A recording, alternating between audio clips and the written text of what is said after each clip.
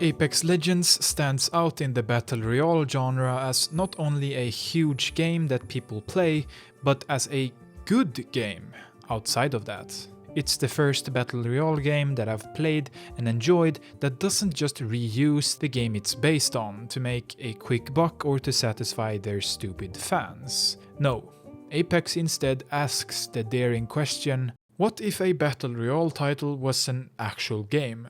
And not just a crude approximation of one. Hi,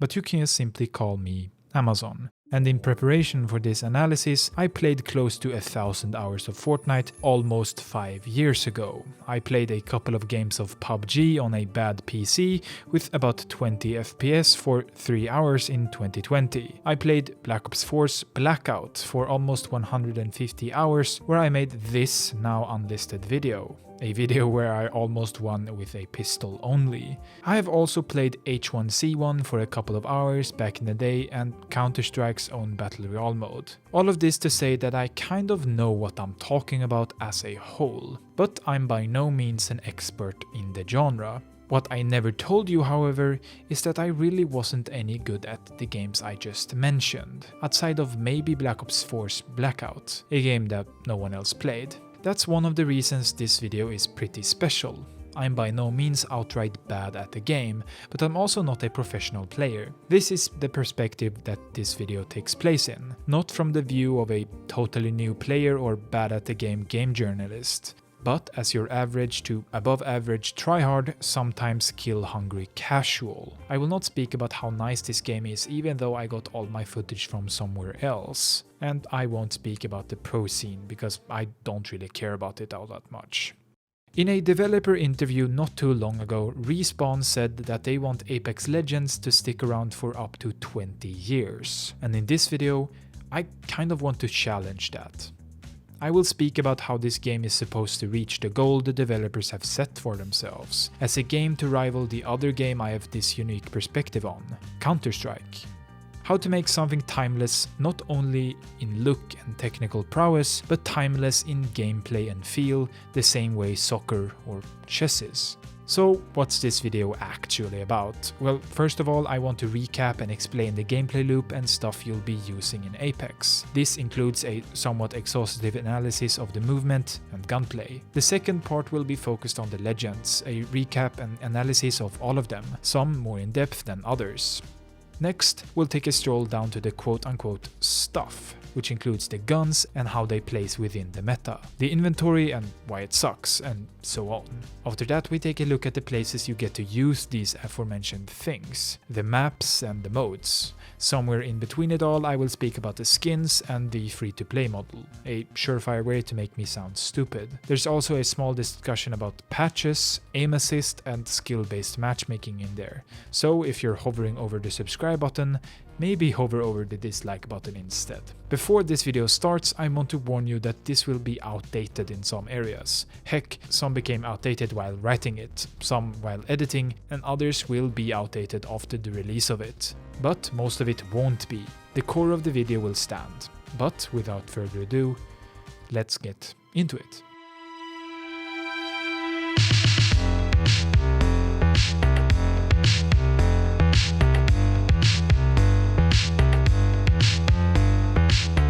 Before going in depth, we have to assess the surface, a shallow look at the game from a very basic perspective, with a focus on getting to know the very fundamentals that make Apex Legends, to get a feel for the game as a whole. So, here we go, the very basics.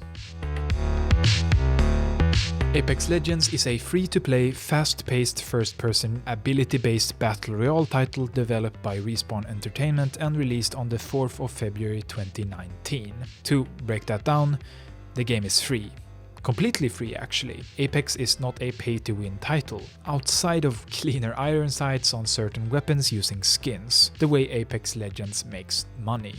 It is built on the Titanfall engine, which in turn is built on the Source engine. I played it on the Origin game launcher first, which changed its name to something else I don't even remember, but it was later on released on Steam, where I've played it since. The game took the world by storm without basically any form of marketing. The game was revealed and released on the same day, a genuinely bold strategy. But Respawn Entertainment has never been the best with their releases. Titanfall 2 was released between Battlefield 1 and Call of Duty Infinite Warfare, to an audience fed up with Call of Duty's new futuristic tone. But Respawn then found a new way to use their frankly amazing game, make it a showstopper of a Battle Royale title instead, but also one of the biggest games that and subsequent years. It even won the title of Best Multiplayer Game in 2019 at the Game Awards. There's a story behind the game and why all of these characters and legends have gathered here to fight it out in a battle to the death, but I won't be talking about that, like,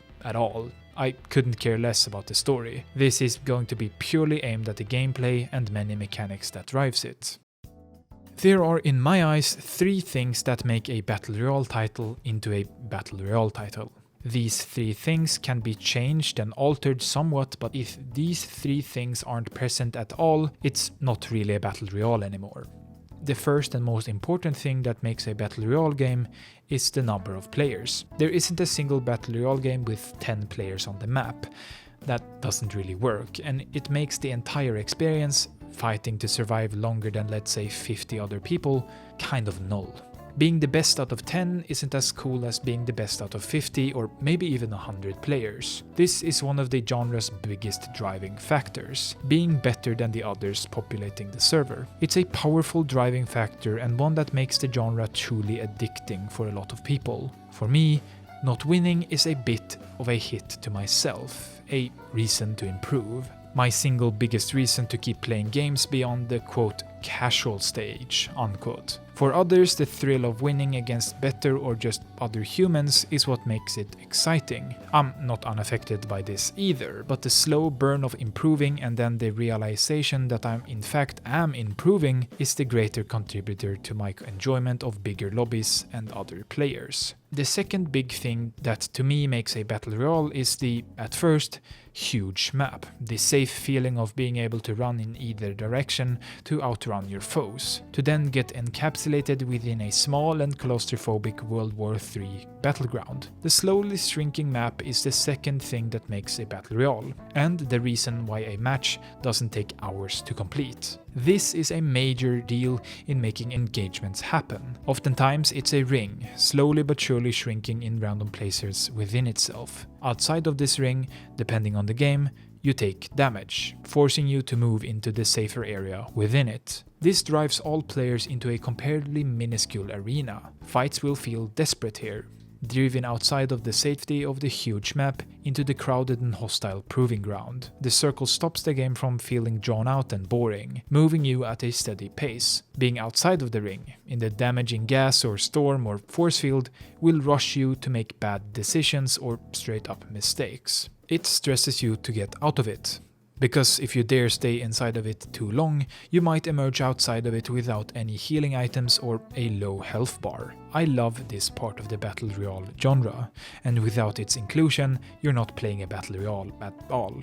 You're just playing an open-world PvP survival game like DayZ. It, as I just kind of said, paces the game into small snippets of survival game PvP, taking the best part of that genre and forcing it into a 20-minute match. This pretty nicely leads us to the last part, the third thing that makes a Battle Royale into a Battle Royale, the random loot. This is the reason why I don't like most Battle Royales out there. The looting feels depraved and inconsistent. Don't get me wrong though, Apex Legends has thrown me into games where all I could find was a shitty pistol and underpowered light machine gun. But this randomness to the loot is why people keep playing the game. It's what makes even the most consistent circles and maps somewhat random. It's what makes the game infinitely replayable, but it's also what to me holds the genre back from being truly great. I don't know how to fix this, and I don't think most people want to. I think most people hate getting the P2020 off spawn and love getting their favorite gun instead, and that these two weapons wouldn't feel the way they do if they weren't random, which makes it even harder to figure out. All of these three things then combine and coagulate into something special. A huge list of players that all want their rightly deserved number one spot, all drawn together with the help of the snare that is the circle slowly shrinking on the world map, all with different, better and worse loadouts. It's an infinitely replayable format that finds and captures the minds of a lot of players from around the corner of the gaming macroverse, hoisting them into a plane to jump down onto an island of death. Apex Legends is made with the backing of Titanfall, or specifically Titanfall 2, a pretty good game on its own. What this means though is that Apex Legends is made in the Source engine, an engine that in its own right is amazing, with its own quirks. These quirks include strafing, bunny hopping and more. Sprinting is the most basic movement action in Apex Legends. By holding down the sprint button or whatever button you use on a controller, your character can move faster. This, however, leaves you more exposed. You can't shoot accurately while sprinting, and enemies will hear you and notice you more easily. To shoot better while moving quickly, we could slide, which is one of the most distinctive features of Apex Legends' movement system. While sprinting, you can initiate a slide by pressing the crouch button, preferably on a downward slope, to gain and preserve momentum, but it also acts as the best way to move faster on plain ground. By sprinting, then sliding, and lastly jumping back into a sprint, you're moving the fastest you possibly could in a totally empty plane. It also makes you significantly harder to hit. This sprinting, sliding, then jumping, then sprinting again is a weird addition that only feeds the player something to do while moving. It's not a skillful expansion to the movement system. The only way to say this is that it feels brain dead. A robot could do this and it would look exactly like me doing it. That's a weird way to say it, but there's no sense of momentum to this, a robotic holding of the sprint, then a slide and a jump. If there was some timing, maybe a penalty and some more speed to it, I would instead congratulate it, adding to the skill ceiling and acting as a great part of the system. But as it stands now, I think it's kind of boring. To move upwards, you could vault and climb, a mechanic that is really hard to grasp because of its nuances, but climbing on top of stuff is something you could do by just holding a button or two. All of this nicely tied into the jump, which works in the way you might think it would. It nicely allows you to create fluid and unpredictable movement patterns by combining it with the others, but also works pretty well with a crouched bunny hop, leading us to the first required bind. You should bind one of your scrolling directions, up or in my case down, to the jump button. This allows you to bunny hop very easily by just scrolling downwards, something you'll want to do. This bunny hop has multiple uses. Healing while moving quickly is the most useful one for the average player. Combining strafing, that's using the A or D button while turning to gain speed, a source quirk. But if you want to strafe for real, the same way you can in CS, you'll want to bind the other scroll direction to the W key. This is the basis to the so-called tap strafe. But there's more to this quirk. My biggest single gripe with this essential movement technique is the fact you can only, and there are probably some exceptions to this, tap strafe out of a glide. It only serves to make the movement tech less in depth and more annoying to learn. I don't get it. Let your game be hard for those who want depth. It won't change a thing for your Nintendo Switch audience, I promise you that. Something I have to commend the developers for, however, is their choice not to remove the super glide. The super glide consists of a jump or mantle, then an instant slide. It's a hard input to learn, and it's something I won't teach you, but it's not impossible. I mean, I hit it most of the time nowadays, but not without another bind. The super glide can be used in many ways, getting this purple shield being one of them, but using the tap strafe and other movement mechanics with it makes you basically immortal to worse players. The zipline is something that a lot of movement fanatics will fawn over. I don't, but I'll do my best to do it some justice here. These ziplines are in fact very mechanically deep, with a multitude of uses. Situated around the map, the zipline acts as a great way to move around, mostly upwards, but on some maps it does go across entire sections. Mounted with the use key, we rush away at a pretty high speed, hard to hit in shorter bursts, but if you're on a huge zipline, you're probably getting sniped. You can dismount by jumping, sending you away, or by crouching, essentially letting go of the zipline. You can then, if you're quick, jump back onto the zipline, making you harder to hit, or turn around on the zipline. But you should watch out, because you can only jump back on the zipline 3 times, so maybe don't try out these mechanics over an endless pit. But this isn't the reason people like ziplines. No, people like ziplines because of the tech behind it. The only one which I use is the super jump, a high jump only possible with a zipline. It's also really easy to perform. Just use the zipline at roughly the same time as you jump. There's some timing here, but it's very simple compared to the super glide, for example, and there you go, a high jump. There's an endless pit of uses for the zipline I won't mention, but the movement here is unrivaled. Hitting a great zipline main doing his thing is really, really hard. The last thing I want to mention here are the many wall jump mechanics.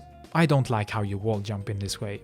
To me, a casual, it feels inconsistent. To initiate a wall jump in a classic way, you have to slide, jump into a wall, let go of all your movement keys, that's the W, A, S and D buttons, and then press your jump when your character starts the climbing animation. This is all fine, except for the fact you can't hold any movement keys. I just don't get why that's needed. It's not a big deal, but it does make you feel like your exit from the wall jump itself, feels somewhat random.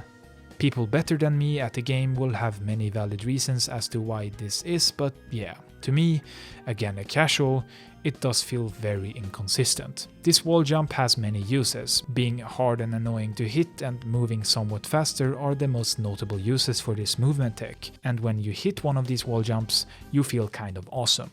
It's a cool mechanic.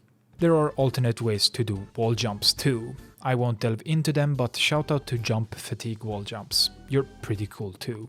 All of these mechanics merge together and create the flashiest movement system in a AAA game made for all audiences, which makes it stand out quite a lot. It's not simple and stupid like Call of Duty, made to not offend anyone who doesn't want to participate in the game fully. No. Apex instead looks to its Titanfall roots and makes movement take its rightful spot right next to the other mechanics. In Apex, you'll hear people talk about how great guns are, but also how they're made totally obsolete by a great player's movement. A player using the worst gun in the game with great movement will still outshine a worse player with a great gun. The lines can and will be blurred somewhat by the randomness of certain things, but the movement is important here, and I like that. I like that a lot actually. Letting movement shine is one of the biggest things that Apex does to make it stand out from the others in the Battle Royale genre, and it's the reason why I play it instead of Warzone or Fortnite, or at least one of the reasons. Just like the movement, Titanfall forms the backing to Apex Legends. It's a very solid backing, but also one with some faults. The first thing to touch on in this introductory and basic segment is that there is a great variety of guns, both in the way that there are a lot of guns, but that almost all of them serve a use. They're good. I love hitting headshots with the CS Deagle-like wingman or getting spray downs with the hyper-fast R99. The weapons that aren't good in a purely metagame by the numbers type of way act as a fun mix-up to get you away from your favorite guns. None of them are totally unusable, save for maybe one or two, but there's a clear meta here. I like that. But I'm sure we'll get into patches and stuff like that later on. Things are allowed to be good and bad is what I'll say right now. All the magazine-based weapons, that's weapons you reload all bullets at a time, have a so-called tactical reload, where if you reload with at least a bullet in your mag, you do so faster because you don't have to chamber it. A cool little tech that I didn't really think about at all, and still don't really. I only really bring it up right now to show you that even when you've played the game for a long time, there are things you can still learn about the game. Like this tactical reload, something I only found out by reading the pretty underdeveloped wiki page. These weapons are grouped into classes. I go pretty in depth into these later, but you catch my drift. You get snipers and shotguns, LMGs and pistols, and so on. All serve their uses, and all are kind of usable. To expand just a bit on this, you can modify all of your guns with numerous weapon attachments, all serving their own uses too, although some of these serve little purpose outside of raising stats. Not much to talk about there. These guns are all projectile based, but if I had written this part of the video a couple of months ago, or maybe a couple of months into the future, it wouldn't have been that way. There was a single gun in the game that was hit scan. But what are hit scan and what are projectile based weapons? It's simple actually. With a hit scan weapon, you shoot an instant bullet. If you click on your enemy, it will hit. Point and click. This system is greatly suited for closer range and more skill-based shooting. CS is my go-to example for this, but hey, I've got closer to 4,500 hours in that masterpiece, so what the heck. Projectile-based first-person shooters are games that have a projectile shooting from your gun, a more realistic but also less satisfyingly instantaneous response. This means your bullets, lasers or shotgun pellets have travel time and most of the time drop-off, meaning you're going to have to lead your shots. This game without these would have been unplayable, getting insta-killed from across the map with snipers all game long. My stance on this quote-unquote debate is that hitscan is always better at close range, more competitive settings, while projectiles are better in longer, more realistic settings. Hitscan wouldn't work in Apex, so here we are with projectiles instead. But that comes with some downsides, the biggest one being some shots that feel like they really should hit at close range probably didn't.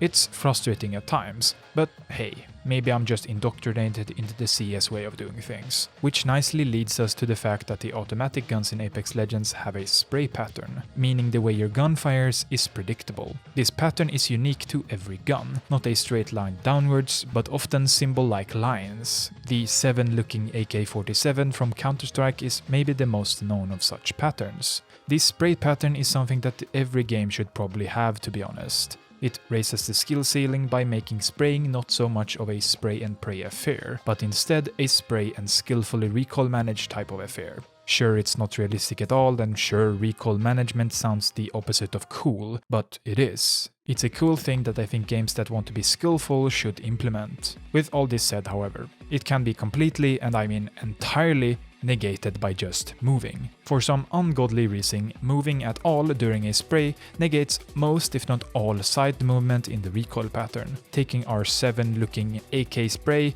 and making it into a straight vertical line. It's a bad decision. Either you don't include spray patterns at all, instead having all guns fire in a straight vertical line with some randomness to it like Call of Duty, or you include spray patterns and raise the skill ceiling for those who care. This means there's little to no downsides to moving instead of standing still in Apex Legends. There are probably more positives actually. You're harder to hit and you fire super accurately. A truly bizarre choice. One great way to gauge the shooting and combat of a game for me personally is the time to kill. I never actually go deeper than the feeling of how quickly someone dies, but this feeling is deep enough. Apex Legends is in the middle of the pack when it comes to time to kill. There are things that take so long to kill you that you feel like Steve in Minecraft versus Silverfish, but a shotgun to the head or well-placed SMG spray can almost kill you instantly. That's what makes it such a weird time to kill. Call of Duty is fast and CS is even faster. Headshots in Call of Duty basically mean nothing, a shot more or less here and there. In CS, a headshot means an instant kill most of the time, and in Apex, a headshot only matters with guns that do a huge amount of damage in a small amount of bullets, say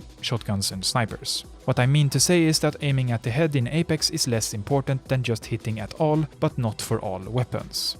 The time to kill is also not always the same. The armor system fucks with this just a little bit. In CS, a game with an armor system too, it is often just a matter of an extra shot, but in Apex, we could be talking about having to reload your weapon or not because of the added health armor adds. I don't love Apex time to kill, but I also couldn't improve it myself without ruining the game completely. Overall, Apex wows you with its flashy movement and cool characters, but makes you stay with its deep shooting mechanics and deeper movement mechanics, made with the backing of Titanfall, expanded in all the right places.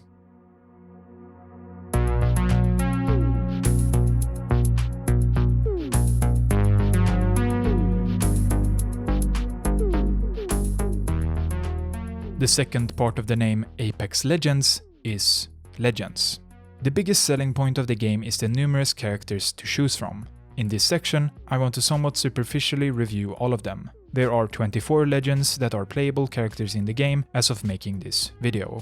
I only play a couple of them consistently to know them inside and out, so that's why I call this a superficial review. There are many legends that some people love that I will almost entirely skip by.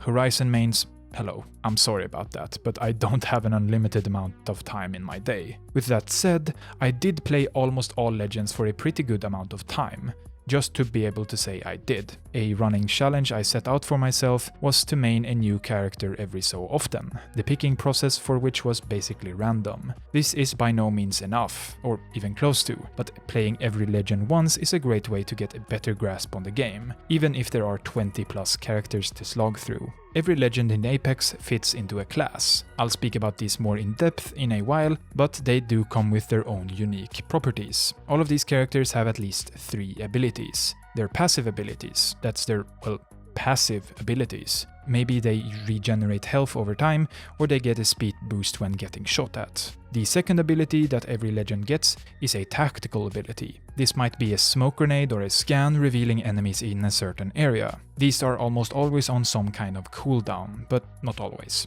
Last are the legend's ultimate abilities. These are powerful abilities that change the tide of a battle. A portal to escape, or maybe a huge bombardment forcing your opponents to move or take massive damage. This and more is what I'll be focusing on when speaking about these many legends, and what I think about them.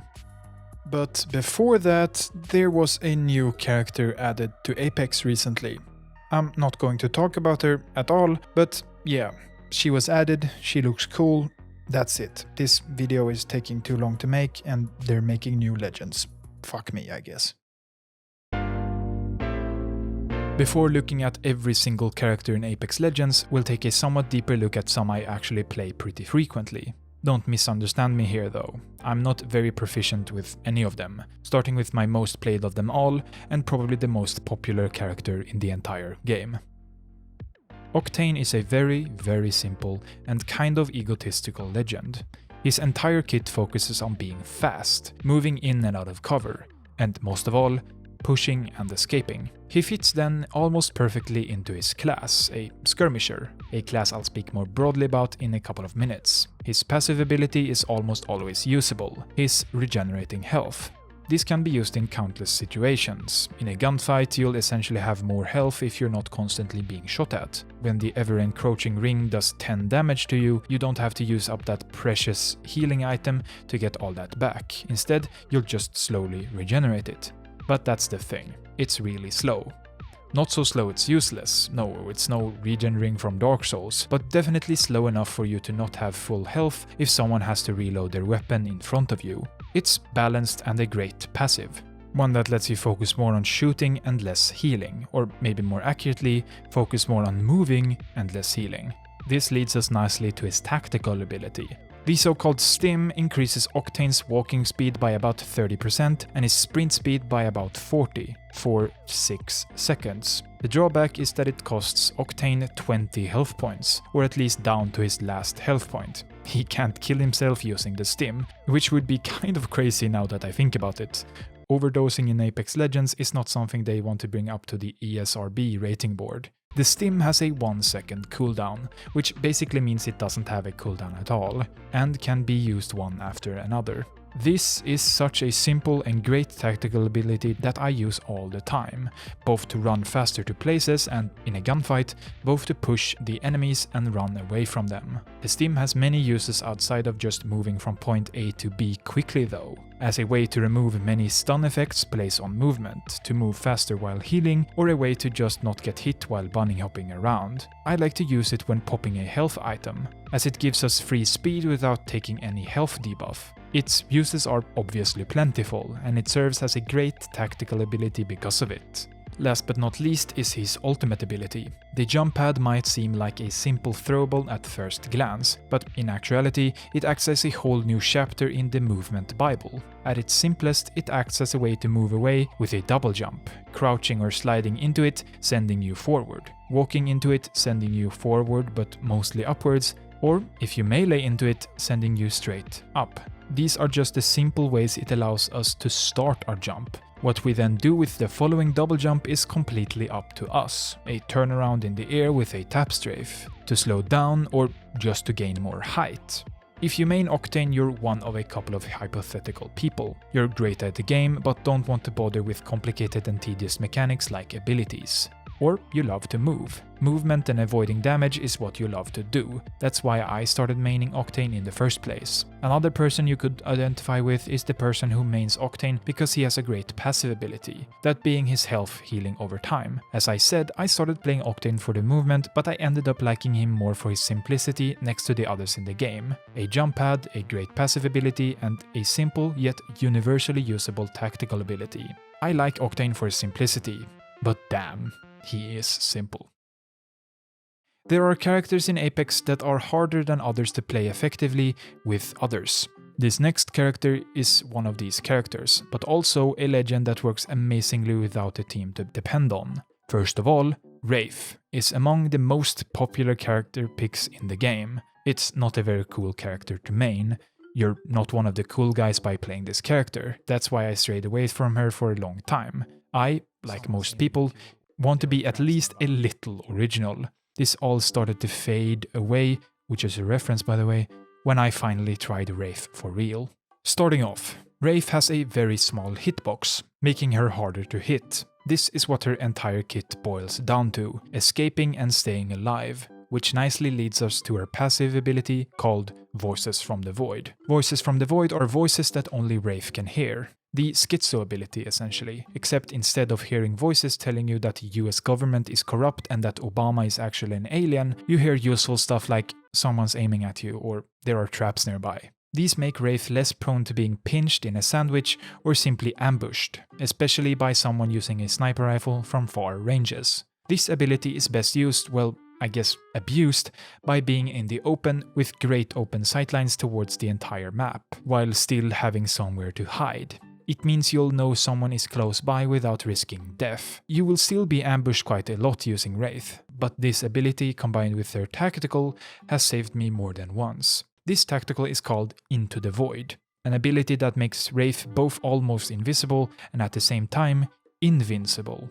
I say almost, because at longer ranges and in more distracting areas, she basically is, but at shorter ranges there is a very noticeable trail after her. What makes this very overpowered ability not so overpowered is the fact that the time it takes to activate this ability is over a second. 1.25 seconds to be exact, which is a pretty long time. Exactly this long. Yeah, that seemed like a lifetime. It's also only active for 4 seconds, meaning you won't be sneaking up on people with this one.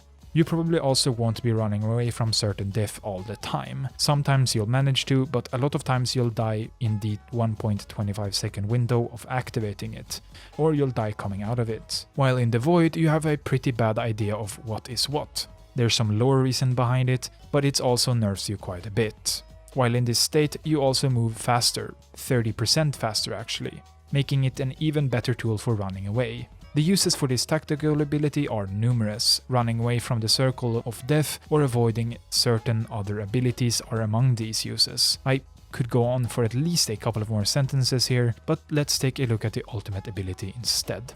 Dimensional Rift is a portal that she can place in one place, leading to another. Its uses are quite numerous and its quirks are too. This portal lasts for up to 45 seconds, and when Wraith uses it, she gains a pretty huge speed boost. This speed boost ramps up, which she starts off with a roughly 20% speed boost that goes up to almost 60%. This means that this portal is also kind of a great way to just run away or to save your team that doesn't have great mobility. While using this portal linking ability, you can't shoot or anything like that. What you can do, however, is use your tactical ability without the long startup animation. This reinforces its use as a great way to save your teammates in a bad spot, running in invincible and invisible with a Wraith portal to save the day. But this portal goes both ways, both literally and figuratively. You can go back and forth, and your enemy could follow you. This is a huge part of the mechanic you could probably come up with a great use for. To block a door so no one can follow you in without teleporting,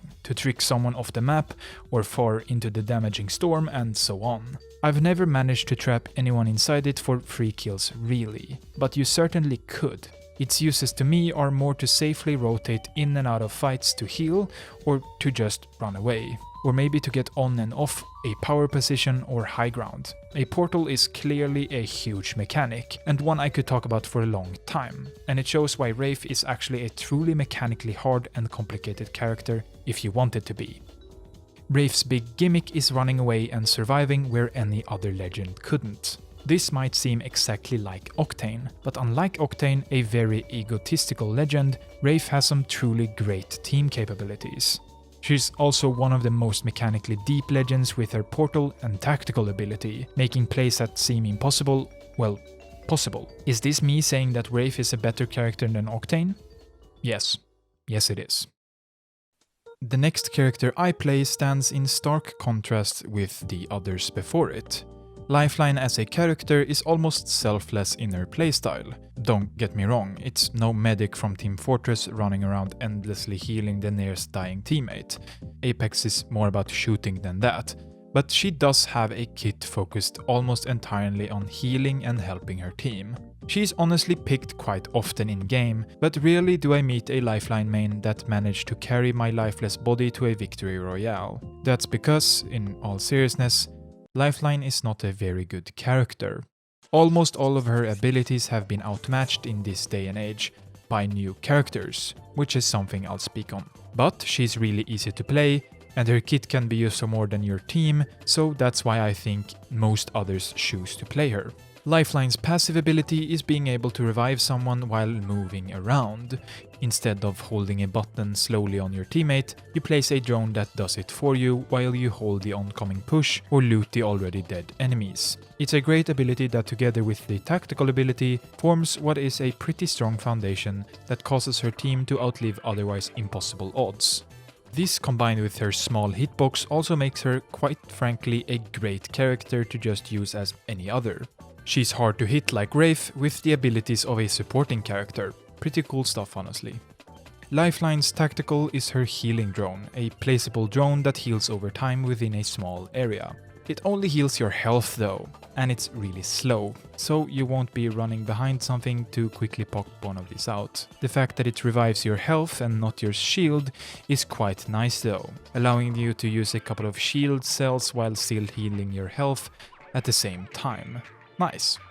The ultimate is where all of these nice things stop sounding so promising, however, because it's just a care package. Her care package is filled with health and supporting items. You might find an upgrade for your weapon too, but the fact that it's so goddamn loud and the fact that you have to be out in the open makes this an ult you use once or twice in the game while looting and then becomes incredibly obsolete. I don't like it and neither should you. It's a bad ultimate ability that squanders her entire kit honestly.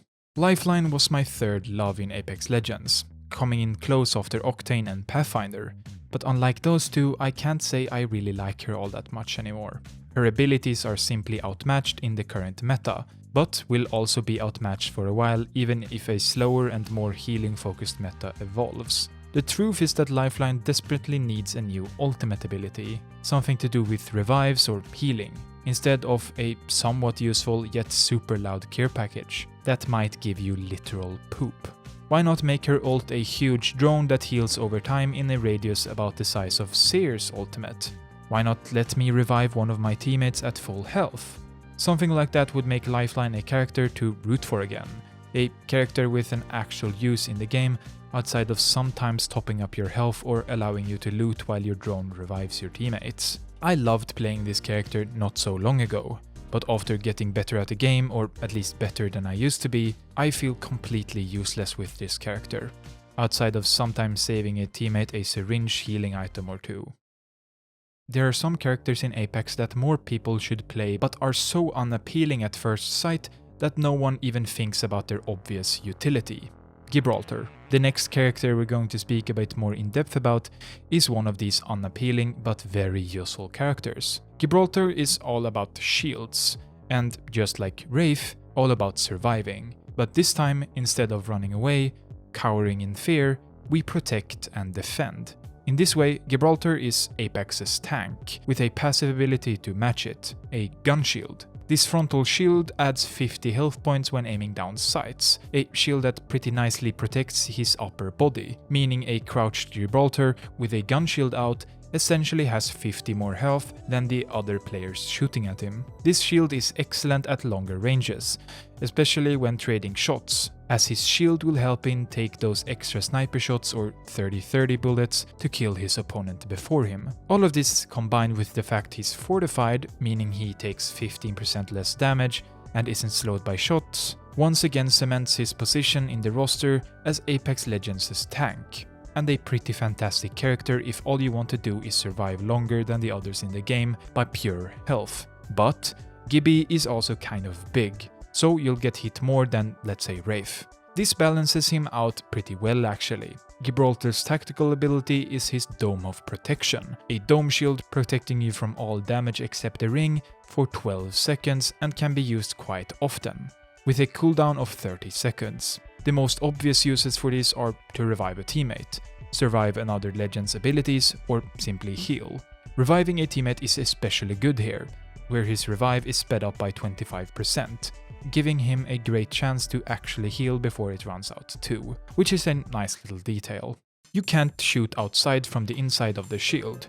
Instead, you want to peek in and out over and over to minimize your own damage. A shotgun or other hard-hitting gun at shorter range is a must for this character for this simple reason.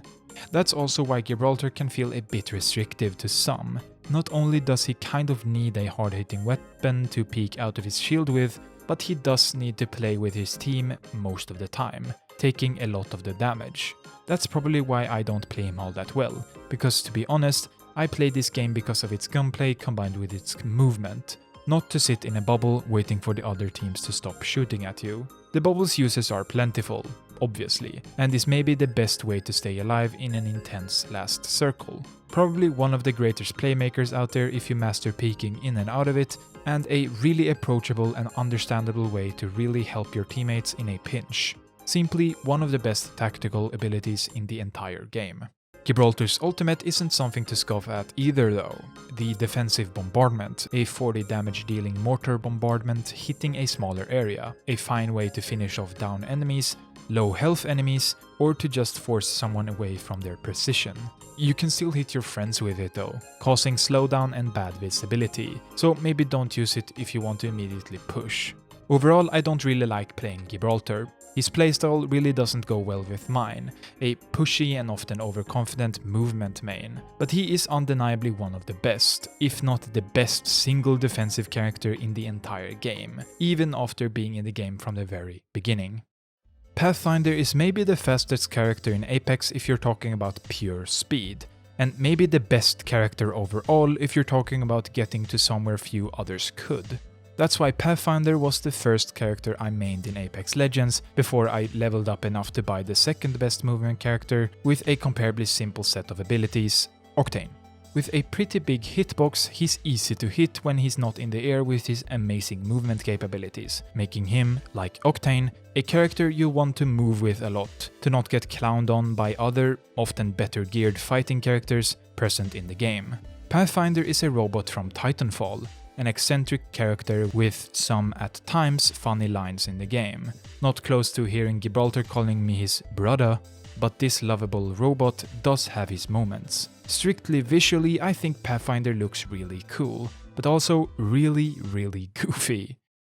A wise man once said that if you add a grappling hook to your game, it will instantaneously add 1 point to its rating on Metacritic. What makes Pathfinder such a cool character is because of his tactical ability, the grappling hook. We all love a grapple mechanic. It's also pretty self-explanatory on the surface level.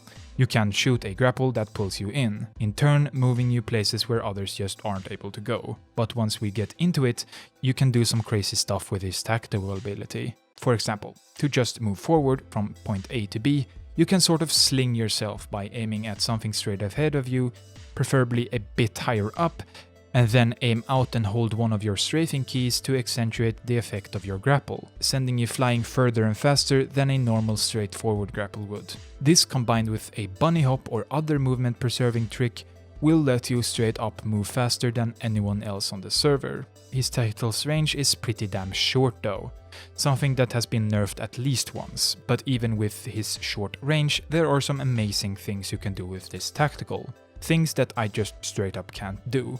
So I'll leave it there.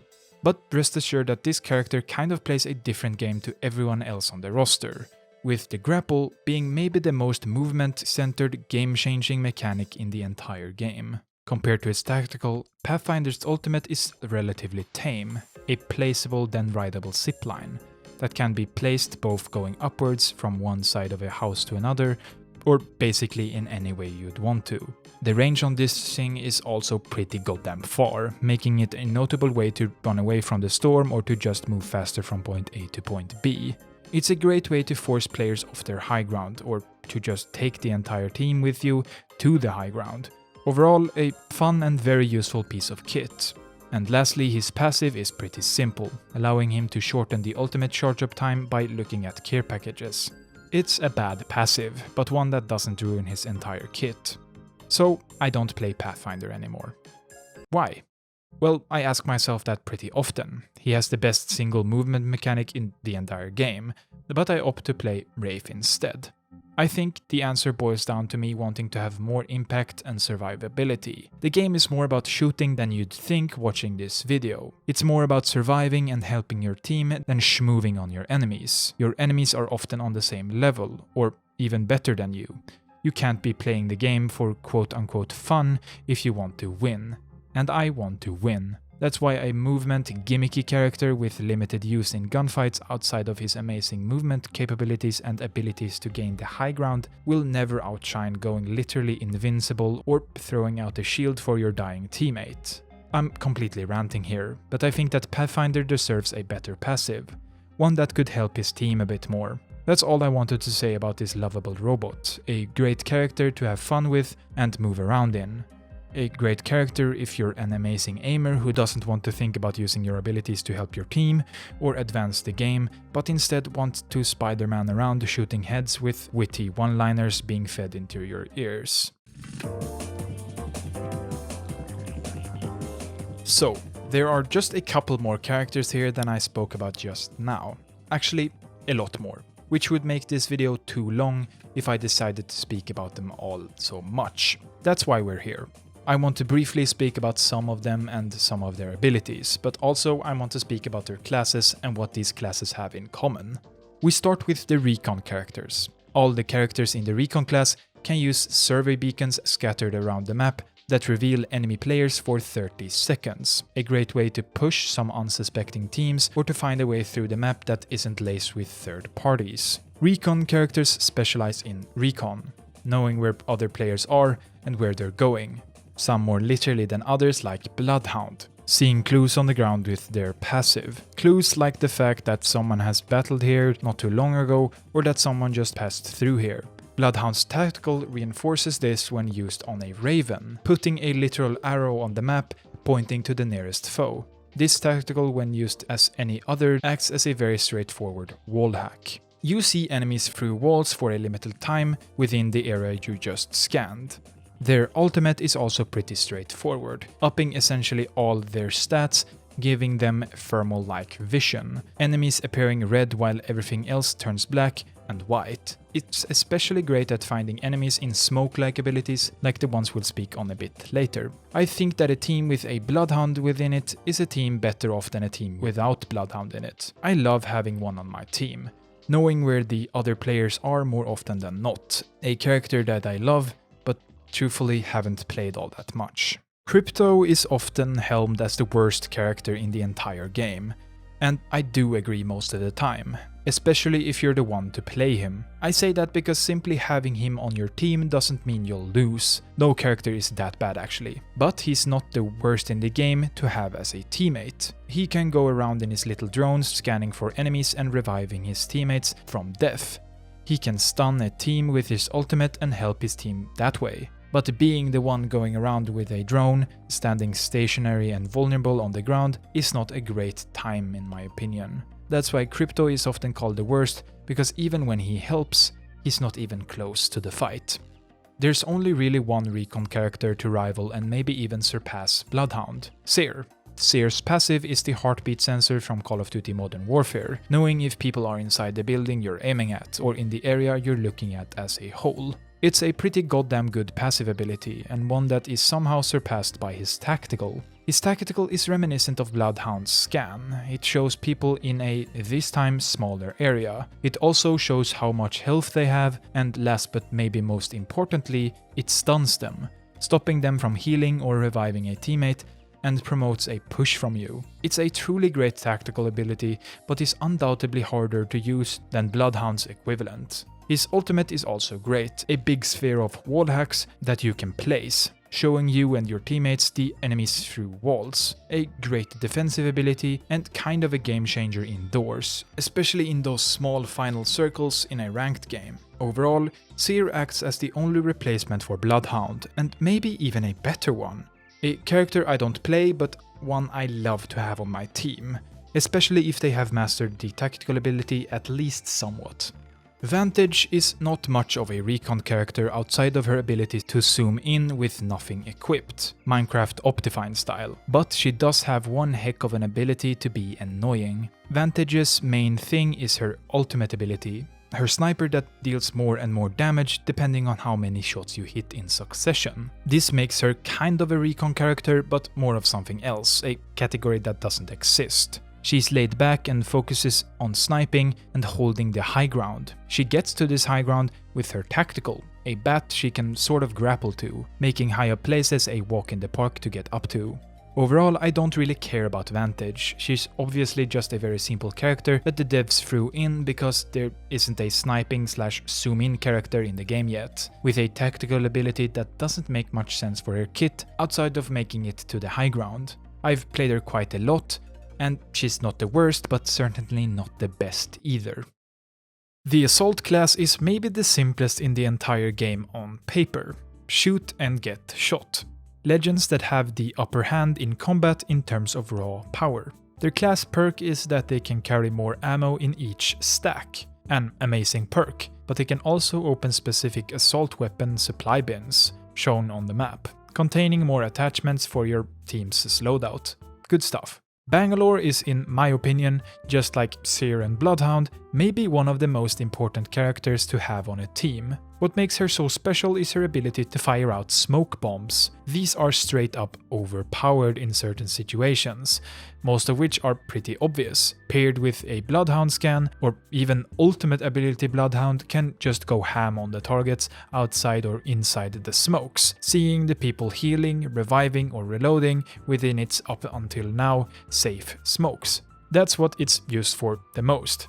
To revive, heal or to just make a run for it, but to become a truly good Bangalore main, you'll want to find some other alternative uses. The one I spoke about earlier is the most obvious: use thermal sights and other scanning abilities to easily get kills through the otherwise very obstructing fog. But this smoke also stops aim assist from working on controllers, which is a pretty fun addition. This combined with her passive, granting a boost to her movement when someone's shooting at her, makes Bangalore someone annoying to kill at range. Her ultimate isn't something to scoff at either, a large area of effect missile, not unlike Gibraltar's ultimate. So yeah, Bangalore is fucking amazing, and you'll want to have her on your team most of the time if you're anything like me.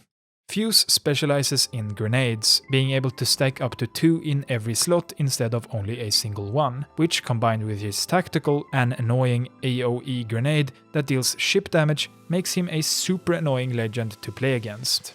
I quite like Fuse myself, especially his ultimate, a ring of fire that lets you trap enemies within it, dealing a lot of stun damage and normal damage if they try to escape. But your litany of grenades and the fact you can see the enemies inside it as a very obvious outline makes being inside this circle of death not so comfortable either. Yeah, Fuse is annoying, but that's what he does best, and he's a very good character that I like to play from time to time. If there's one character that shouldn't be in the Assault class, that would be Ashe. Because her ultimate, an instant one-way portal great to push or escape with, really fits better into the skirmisher set of legends. But hey, I guess that category is big enough already. Her passive is pretty cool. being able to look at death boxes, the things people drop upon their death, and seeing where and who killed them.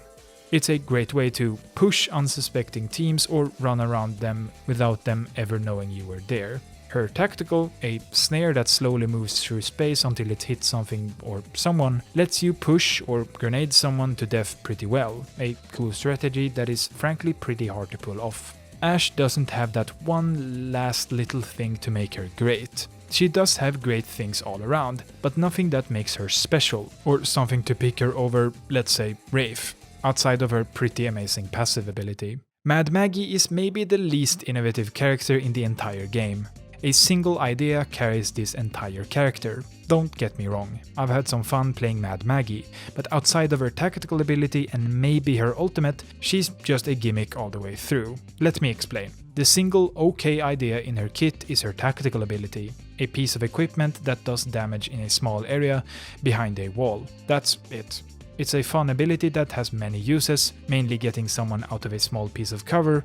It's fine. But her passive, for some godforsaken reason, is that you run faster with shotguns. What does that mean? It means you're forced to play with a shotgun, a weapon you're not guaranteed to find before you die, not even getting to use her maybe second most defining trait. The ultimate is just a speed boost meatball with some stun if you manage to hit someone with it. It's situational at most, and a way to move on a flat plane faster most of the time. I just don't like that you're forced to play with a shotgun because the developer couldn't come up with anything better than that. But she's fun to play with if you like shotguns, and her abilities do have some uses. But damn is she unimaginative. Our next character's whole gimmick is weapons, which is why Ballistic's passive allows him to carry a third one, kind of like the mule kick perk in Call of Duty Zombies. But he can't put any attachments on his so-called sling. But don't worry, his ultimate fully kits out his weapon and gives his team unlimited ammo, and raised stats like faster speed and the like. As you might have noticed, I don't really care about Ballistic. There's a simple reason for that, being the fact he's barely picked, and when he is, he doesn't really stand out at all. Outside of his tactical, being able to overheat your gun if you're blind enough to not see it coming. He's the king of boring, but an okay pick, if only for the reason you get a third weapon. The support class is one I've spoken about a fair bit already. I went a bit more in depth about Lifeline and Gibraltar, but there are a couple more characters in there, so let's get them out of the way. But before that, the support class's perk is similar to the assault perk, being able to open special boxes. But instead of attachments, you find health, shield, and survival items. But the support class also has another, much better perk, being able to craft the banners of your dead allies. This perk is given to everyone on the team, making survival that much easier, if you manage to revive someone, that is. Mirage is a character that has gone through many changes, starting out as a skirmisher type, somewhat okay at running away because of his gimmick. He can throw out mirages or decoys of himself. This is his coolest and honestly one of the coolest gimmicks in the entire game, but one that often doesn't really lead anywhere. If someone hits your decoy, you'll see their location. A pretty good ability to be fair, but one that is really hard to use right. I don't really like his set of abilities outside of his passive, going invisible when reviving, which is the reason he's in the support class these days. His ultimate is just a more severe version of his tactical, instead spawning in a bunch of decoys running in a circle, basically guaranteeing your survival for a couple of precious seconds. I don't really like playing Mirage, even though it was actually the second character I ever bought and played fairly often. It might come down to his character as a character though. He has some cheesy one-liners that I found pretty fun back in the day. Now I can't help but to see how awful he is as a pick in most situations. Loba is all about looting and... never mind. She is quite useful to have on a team, especially if you want to use a lot of ammo. Her ultimate is a loot goblin's dream, a beacon-looking thing that allows you to pick up unlimited ammo from the area around you, and 2 other things like armor, a backpack, a weapon or attachment, and many more stuff like that. This ultimate, combined with her passive, the ability to see certain loot rarities through walls, makes her, once again, all about looting. Her tactical is a teleport. My friends and I call it the Ender Pearl, like from Minecraft, which defines it pretty well. All in all, you probably want a Loba on your team more often than not. But maybe not for the reason you think. You don't want to go around looting for an entire game. A Loba is best used to get the 2 best items in an area, get a lot of ammo, and then keep going. Fighting, and so on. You're not going to get the best loot by looting. Instead, you want to fight people, so they can loot for you. The last and newest support legend in the game is Newcastle, an on the paper cool combination of Gibraltar and Lifeline, but one that is picked so little in-game that I have a hard time speaking about him. The main attraction here is his mobile shield combined with his ability to move someone around while reviving them. A pretty great ability actually, but not one that saves his entire kit. His ultimate is pretty awful, a big piece of cover that can be placed far away, sending you with it. It's a fine way to take high ground and reinforce it in one fell swoop, but that's about it. An okay character, but among the least picked for a reason. The skirmishers are the characters I have played the most, because of their very active and mobile playstyle, but also because they're just plain fun. Their perk is the ability to see what's inside a care package from afar, be that already in the air or while on the ground. A pretty okay ability, but a better one would probably take them from probably the best class in the game to definitely the best class in the game. Because this class is filled with heavy hitters. Heavy hitters I've already talked about at length, like Octane, Wraith, and Pathfinder.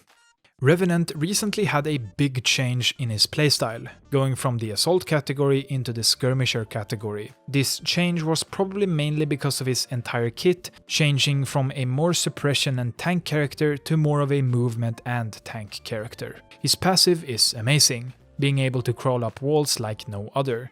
He can also see low HP enemies through walls and smokes, meaning versing a Revenant while low is really annoying. His tactical just kind of enhances his ability to finish off opponents, a pounce that sends him a pretty far distance, remarkable for both pushing and running away. His ultimate is rather simple, gain a bigger hitbox and more health that regenerates upon a kill or is simply by time. This ultimate makes him into a tank of sorts and one that can be a pain to get rid of. Revenant used to be one of the worst characters in the game, with a set of abilities catering towards many different playstyles. After the recent change though, he has become maybe the best solo aim god type character, rewarding kills with health while in his ultimate, rewarding taking pot shots with his passive and a tactical to wrap it all together. One of the most picked legends in the entire game is Horizon, a legend with a couple of great abilities that are all very straightforward. She reminds me a lot of Octane in this way. A tactical that simply acts as an elevator, an ultimate that sucks in your opponent like a black hole that doesn't really require much thought, and a passive that just sits there improving the game. This passive might somehow be the most important one, not taking any slowdown while falling from significant heights, and it makes switching to other characters a drag, feeling slow where Horizon wouldn't. Her tactical ability is very simple but can be used well to heal or to block a door, to help a teammate who's down, or to take the high ground. It's simple stuff that is all very easy to execute. A simple character with some real space to grow within. I don't play her because a friend of mine always does, but I think I would probably like Horizon a whole lot if I tried. Valkyrie is a character that everybody loves to have on their team, but no one wants to play. Or at least I really don't. It's also a legend that I pronounce wrong half of the time. Is it Valkyrie or Valkyrie? Her passive is the ability to fly with a jetpack and to see people outlined while skydiving. This is especially great in a late game situation just to get a hold of the battlefield. This combined with her ultimate, the ability to fly really far distances with her team, makes her maybe the best character to run away or rotate with. Her tactical is a missile strike that is really easy to dodge. That does some damage, but most importantly, stuns. What makes me not want to play her though isn't because of this, at first sight, great kit. No, I don't like playing her because when I use the scroll wheel to bunny hop, she uses her jetpack. That's it. Yep. The controller set of characters stands out in Apex Legends because they all suck out in the open compared to inside a building. That's my reason for playing them so little, to be honest. Being chained down to a building when you could be both inside and outside of it. This is all just a very roundabout way to say that the controller characters are best suited to camp, to control space inside, or a choke point. The class perk this time around is to see the next circle by using a console reminiscent of the recon perk. This is a pretty great perk, but one I rarely use well, maybe because I suck. Caustic releases green, slowly damaging gas. Yeah, he's a big stinker and a hugely annoying one at that. This gas comes from placeable traps, which is Caustic's tactical ability. Best used to do some annoying damage over time and used as a DIY Bangalore smoke. It also has a hitbox, so the canister itself can be used as a bit of makeshift cover, which is neat. His passive is the ability to see perfectly through these smokes by highlighting enemies within it, which when paired with his ultimate ability, a smoke grenade with a huge radius and increased damage, is sure to cause some mayhem indoors. But outside, Caustic is once again a literal wandering target, a huge gut of a hitbox wandering around without any way to cover himself outside of his small gas canisters. At least he's reinforced though, like Gibraltar, taking a smidge less damage and suffers no slowdown from getting hit. Caustic is the only controller character that I have played a significant amount of, mainly because of the crocs he has on the skin I have, with sport mode enabled, but also because the playstyle he promotes is kind of fun. A gassy old man.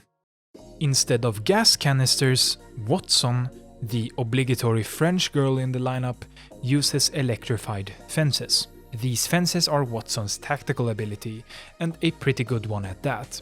But just like Caustic's traps, she has a hard time fighting in the open, but her ultimate does help. A grenade destroying and shield regenerating SAM turret looking thing. It's a great ultimate if you want to focus on other things than healing your shield, or if you're out of resources. All in all, Watson is a good character. Her fences and ultimate making her more than playable, but only in a way that I don't really enjoy all that much. Her playstyle, just like the others in the category, is boring to me most of the time. Rampart is a character made for those who don't like the game. There, I said it. Rampart's playstyle just doesn't fit inside the game at all. A legend that would fit better into Fortnite than Apex. Her main thing is using small walls that work like one-way mirrors, being able to shoot through them freely in one direction. This might seem like a huge deal breaker and a great ability, but I can confidently tell you that these walls have never even come close to winning a fight for a Rampart's team. They take way too long to set up and are way too easy to just destroy. Rampart's passive makes her better at using LMGs, not unlike how Mad Maggie's promotes a shotgun, which makes them both fairly restricted compared to what the other legends get to play with. Her ultimate is also pretty one-sided, a minigun with limited utility, a gun that I don't often find myself dying to, maybe because no one plays Rampart. Maybe one of the most important fairly new characters to the Apex Legends mythos is Catalyst, the gooey and slimy legend with lots of black liquid. Her main attraction is this liquid-looking thing, being used in all of her abilities. Starting with the passive, she can barricade the doors, thus again making her great at being indoors, but unlike the others I've spoken about so far, her ultimate and tactical isn't as situational as that. Her tactical is a damaging puddle of the so-called ferro liquid, great at pushing enemies out from behind cover or to control some other area. Catalyst's ultimate is where she becomes truly special though, a huge wall great at dividing up space and isolating fights, to get a heal off or other such task. I love this wall and especially how it makes playing Catalyst doesn't cripple your play out in the open. A truly great ability and a truly special character that every team should seriously consider. That concludes the characters currently in the game. I once again want to say that I'm sorry I didn't analyze every single character as deep as I did the first couple. The reasoning for that is twofold. I don't want this to be a 4-hour video, and I don't like playing all the characters, like most people. So, all in all, Apex has a lot of different legends, all catering towards different playstyles. Some are similar and some are completely different, so finding one that fits you is just a matter of time. I thought I had found mine a couple of times. First it was Pathfinder with his awesome grapple, then it was Octane, a character that I still play quite a lot, and now I play mostly Wraith because of her portal and ability to escape almost anything. But there's probably another one in there that would fit me even better if I gave them all the time to enjoy their playstyle. Not unlike the weapons. And yes, I'm sorry, this is a segue.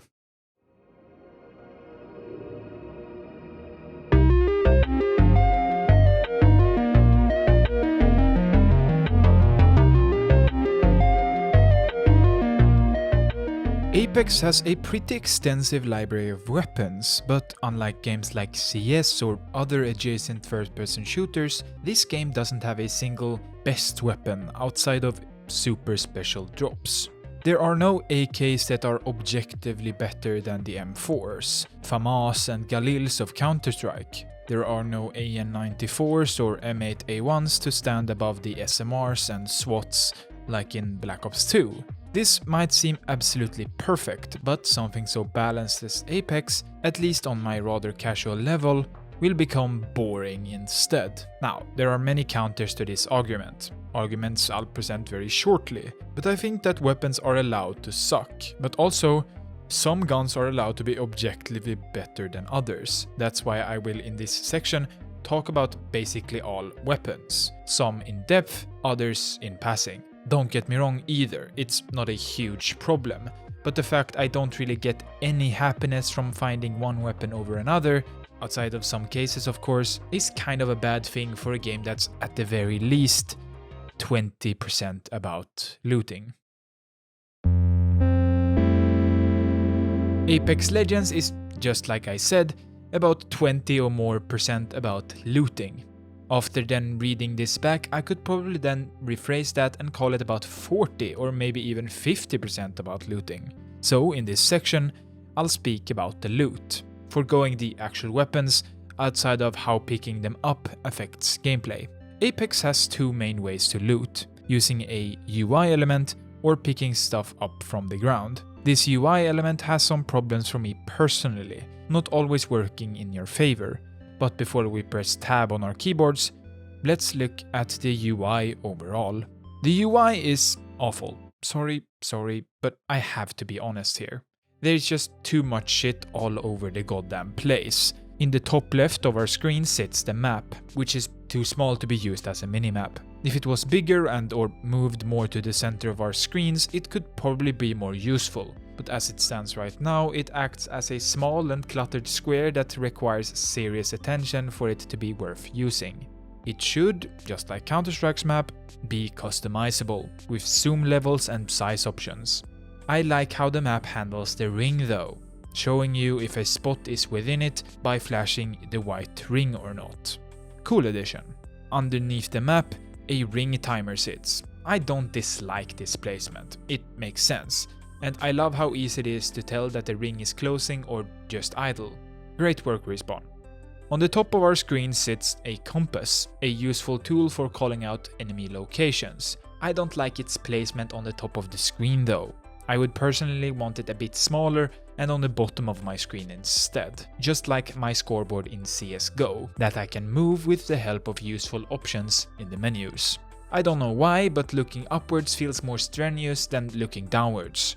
That might just be me, but that makes the option even more obvious. A bit right of the compass, we see how many crafting materials we have, an okay place to see them. But it also kind of stands out a bit too much with its vibrant turquoise color. I say it stands out too much because right next to it sits the combined squads left and players left UI elements. An element that is very useful but is sandwiched between less important ones, making it somewhat hard to spot in a hurry.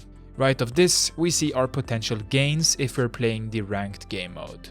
I won't speak on ranked right now, but seeing this all the time is beyond weird. Just put it in our inventory or something. Below this sits the kill feed, a part of the game I don't like at all. The kill feed when playing with friends is just stupid.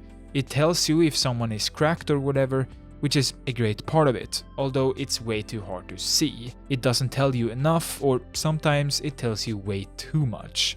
As I said, I like the broken shield part of it, but when someone tags an enemy, I really don't need to know who tagged them. The mere fact that something is popping up on the top left of my screen in CS means someone has died. I can then see exactly who this person is, on what team he's playing on, and even what gun he's using very quickly. In Apex, a friend pinging a weapon does the same thing. It acts as a kill. In this way, the kill feed doesn't know if it wants to act as a way to subtitle your entire game or if it wants to act as a, well, kill feed. I could go on about this for a little longer, but I want to end on this. In CS and Call of Duty, the kill feed is a pretty essential part. It sits on our screen and we watch it closely for vital information. But in Apex, I more often than not just ignored it. In the midst of all of this mess sits our kill, assist and damage counter. I don't have anything bad to say about this really. I don't dislike them at all. In the bottom left, we see our squad mates. I like this overall, but I do have grievances with it. I don't like the fact we see what system they're playing on. I don't need to know nor care about it at all, just show me it in the selection screen and then let me focus on something else. I also don't like the color system the game uses. In CS, I know my friends' colors. We've played with them for so long. Let me choose my own color and let me learn my friends' colors. It's that simple, but also not a really big deal. The next text, next Evo, followed by the amounts of points left is just completely redundant. I already know that the numbers mean how much damage is left. So remove the text and keep the number. The opacity and text colors can be rather hard to read here too, so just removing parts of it and reworking this might be for the better. Right of this element sits our selected healing item. There are 4 of these smaller squares, 2 on each side of our ultimate ability. I don't really dislike them all that much, they're small and somewhat hard to read in a hurry, but kind of essential and never really got in my way. The ultimate ability is also kind of well placed, if not a bit big and hard to aim around. I would move it to the side, but alas. Our guns in the bottom left are a pretty well made UI element. I like how easy it is to tell what attachments you have equipped, but the ammo counter is way too small. They tried to fix this by putting an ammo counter on every gun, but because of this, every gun has a different way to read its ammo, which is obviously bad and way too complicated. There are more UI elements for specific things, but I'll stop here for now. All in all, this UI kind of sucks most of the time. It's cluttered and messy, it's hard to read and often in your way. A lot of this could be fixed if certain elements, or better yet, all elements, could be moved or changed. More options is an obvious yet perfect fix to all of this, but also, I don't need the hints that the game gives me.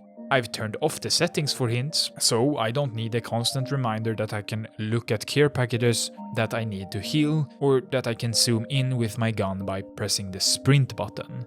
Let me learn once, then let me learn from my mistakes, or by playing the game.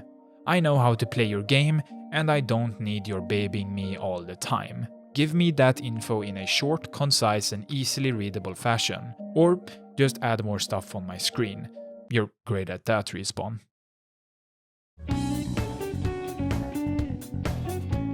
We fall to the ground in search of loot, but more importantly, a gun to fend off the immediate threat. This gun can be found in loot boxes, often called loot pills because of their appearance, and can also be found as ground loot. Ground loot is inherently better, as it's easier to spot and doesn't require a second button input.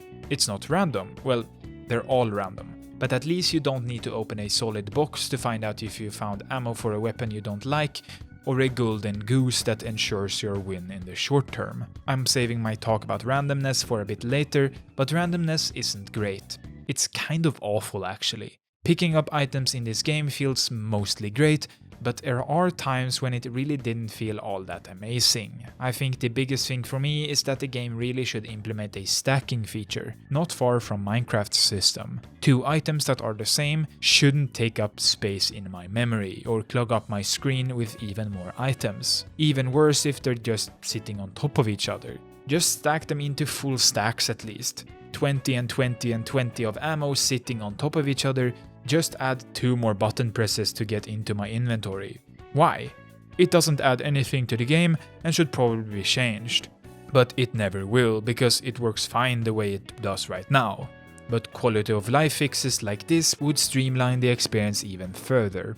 Picking up attachments can also feel a bit mindless. The better the color, the better the attachment, except for sights, where one of the grey sights, the Call of Duty Black Ops 3 ELO looking sight, the blue red dot, and the sniper sights are the only ones I even bother with, really. There are no real choices to be made here, no silencer over an extended barrel like in Call of Duty, and no underbarrel attachments to miss out on instead of laser sights. Some attachments I still don't really know what they do. I pick up the best color I can find and forget they're even there. Some are more noticeable than others, the extended magazines being the biggest ones, but also the so-called hop-ups, making big changes to some of the guns. I'll go more in depth on these when speaking about the specific guns they fit on, but these do make a difference. Or at least most of them do. You can also buy some of the loot from a replicator, a great way to stock up on heals and ammo if that's something you're struggling with.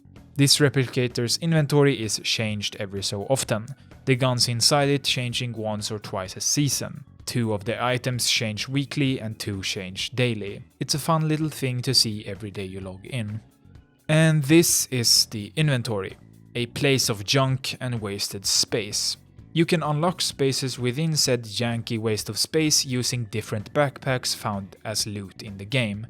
First of all, I really dislike the limited amount of space you start off with. A grey backpack is so common that just spawning in with it should be considered. I take it for granted so much that I sometimes forget I don't even have one yet, and skip out on it. But those extra spaces a grey backpack adds feel granted almost all the time. Just give us it in the first place, just like the armor.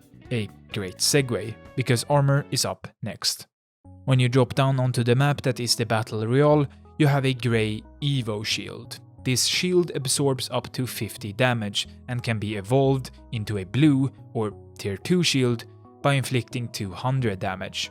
Now, instead of absorbing 50, this blue version absorbs 75. This removes some of the very infuriating randomness the Battle Royale genre often relies upon, but also allows me to not run around being scared of my armor being sucky. This blue shield can be upgraded again to the purple tier by doing 300 damage with your blue shield on and can now absorb up to 100 damage, which essentially doubles your health and is a pretty big step up from the grey shield. You can then, for a last time, upgrade it to a red shield, the only one of the tiers you can't find as random loot. Having a red shield implies you've dealt a lot of damage, at least 750, while wearing a purple shield, awarding you with 125 shield health. The Evo shield didn't used to exist, and Apex was far worse for it. I think my lack of love for the randomness in competitive games like this is starting to show a bit prematurely, but this is a great step towards something better, something fairer.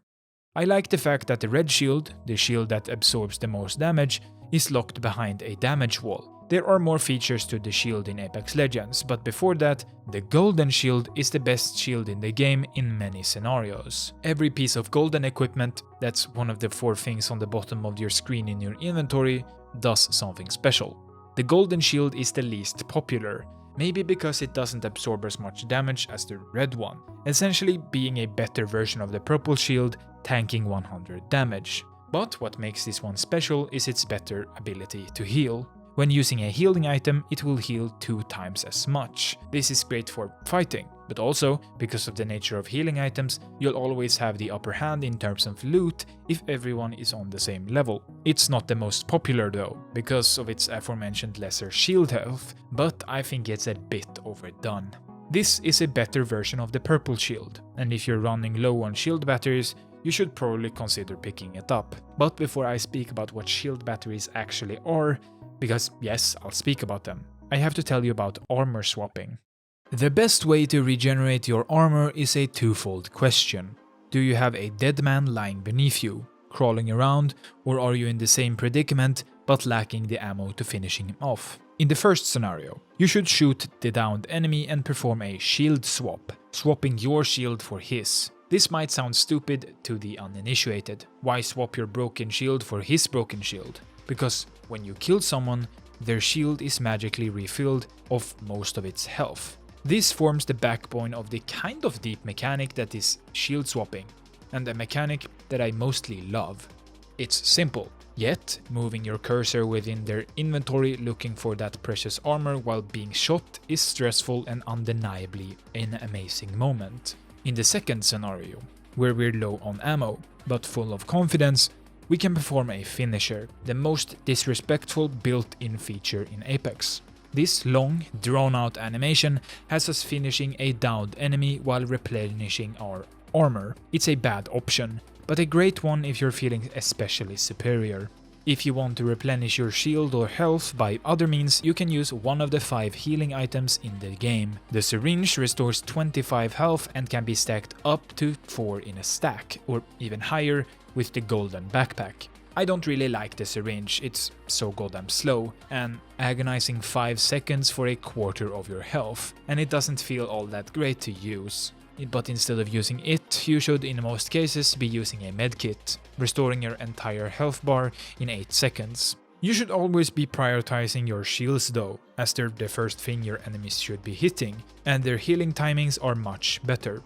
A shield cell can be stacked up to 4 in your inventory, healing 25 of your shields, or a shield bar, in 3 seconds.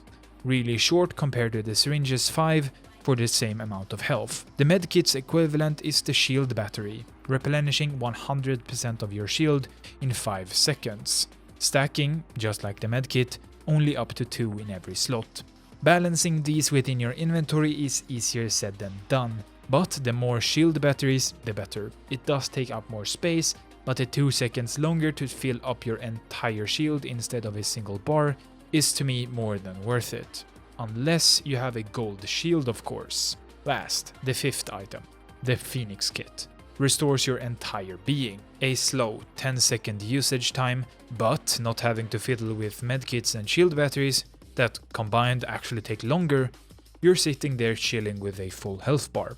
Because yes, you'll be sitting there or moving very slowly as movement is severely slowed in this healing state. In this admittedly lengthy section, I will focus on a couple of the defining guns we all love or hate, but mostly love. Amidst the many guns of Apex lie some of my favorites and some of my least favorites. I will focus on some weapons more than others, just like the legends, but I will speak about all of them, or at least all of them in the game right now. So, without further ado, the R301 distinguishes itself from Apex Legends' collections of guns as a perfectly solid in every situation workhorse. I start this long-winded section with the R301 because I love it, but also because it's probably the best weapon in the game in the most situations. A lot of people will disagree with this, maybe even most people, and I kind of do now after writing this section, but this is my video and all you can do about it is write a comment, which you should do. Starting with 18 bullets in its magazine, it won't act as a suppression machine, but what it will do with these bullets is some serious damage. So serious that whenever I see one laying on the ground, I mostly pick it up, letting out an audible, "Oh," or "I found an R301. The gun uses light ammo, so you won't be running out anytime soon. Plenty of this ammo is spread across the map. I can't say I adore all of its qualities though, because the iron sights are kind of just okay. This is a point to touch on later when we get to skins, but I've definitely seen better. The rate of fire of the gun places it firmly in the faster firing guns in the game, which is a pretty weird thing because if we then look at its accuracy, we'll see a weirdly laser-focused spread, further cementing its qualities.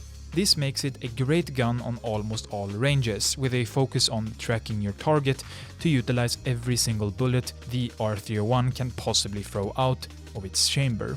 If possible, I like to run my R301 with a 1x HGOG Classic, a very simple red dot, or the 2 times red dot, further making tracking easier. This gun is particularly hard to talk about because of its, in reality, boring qualities, but this lack of a gimmick makes the R301 into maybe and probably the most liked gun in the entire game. A gun that every player will and has done some serious damage with, and probably my favorite AR. Continuing on the AR track, we have the AK-47, I mean the VK-47 Flatline, the other best fully automatic AR. This weapon is a big point of contention for a lot of players, giving it the win over the R301 solely for its in comparison greater damage, but unlike the one-sided debate of the AK versus the M4s in CS, I think that this gun has more qualities to be positive about. I don't dislike the Flatline, but I often find myself replacing it. I don't like how the weapon controls. The same reason people dislike the AK in CS actually. This doesn't make my point entirely mute however, as the higher fire rate of the R301 does make it a better choice in close range gunfights where getting the kill now is of the highest priority. I can't really argue the fact that this gun is worse in more areas than that. It does boast a better time to kill and starting magazine size. Its iron sight is worse, but again, that can be changed with a sight or skin. In mid-range fights, this weapon shows its true colors. The slow fire rate helping me cope with its horrible recoil pattern and instead helping me secure some kills. But I would, put simply, never pick this gun up if placed next to the R301. But maybe don't let that detract from the simple fact that this is one of the best weapons in the entire game. Oh, and I don't like how it sounds, which might just be the only deciding factor. The Hemlock is, as of writing this part of the video, a care package weapon. It's the simplest version of a burst fire weapon, firing a couple of bullets in a short burst. This weapon is really unimportant in my opinion, and a forgettable one at that. It's a great gun, don't get me wrong, but just really hard to talk about. I don't really like it, and that's where I'm going to stop myself, because this weapon is one that I've used a lot more as of recent, and I'm actually kind of in love with it. It does a whole lot more damage than I thought it did, or maybe I'm just better at the game now. But I actually kind of love this weapon now. It's not my favorite, but definitely a good weapon. The Nemesis, however, another burst fire weapon, is quite notable. This pretty new addition to the roster of Apex Legends weapons acts as the best burst fire weapon and a super accurate, low time to kill weapon too. The Nemesis is a fully automatic burst fire weapon with a ramping fire rate, making its time to kill simply absurd if you manage to hit your shots. This is its best use as a longer range weapon, especially because of its very controllable fire rate and low damage fall-off. There are a great many times I've seen someone a pretty far distance away, fighting some other team, and getting a free kill or a serious amount of damage with this weapon, just poking with its crazy range. Its potential at closer ranges, however, varies greatly. There are better burst fire weapons at this range, like the last one I talked about, so it does have some downsides. Oh, and the ammo can be hard to find for energy weapons sometimes, so that's a bit of a bummer too. This weapon, paired with a larger magazine and a great sight, is simply amazing, being probably the best burst fire weapon in the game by a country mile. I can't help to think that this weapon is overtuned to a degree. I think it might need a nerf in its current state. The pretty big magazine size comes to mind first. A cut of a couple of bursts could help with its almost universal use in longer ranges. It just melts people not behind cover. It's also laser accurate, something that works with the R301 because of its fast fire rate and sometimes low magazine capacity. But the Nemesis doesn't have this problem. You can shoot for a long time, and because of its nature as a burst fire weapon, the accuracy still isn't a problem. It's a bit too universal. Slow down the fire rate maybe, make it less accurate or lessen the damage. Or don't. Let it be a great weapon to balance out the use of the R301 and Flatline. That might actually be the right choice. The last assault rifle is the truly polarizing Havoc energy rifle. I call it polarizing because it really does suck sometimes and is amazing at others. What makes the Havoc so different is because of its ramping fire rate. This is also the biggest point of contention, the reason people don't really like it. With the turbocharger hop-up, this can easily be fixed, but brings with it a new problem. It removes a point of damage. This damage change is not a big deal actually, but the fact that an attachment decides the validity of using a Havoc is kind of a big deal. Melting people with the Havoc is amazing, but losing because your weapon needs to ramp up sucks. It's hard to recommend, but certainly not the worst gun in the game by any measure, having probably the highest DPS among all of them.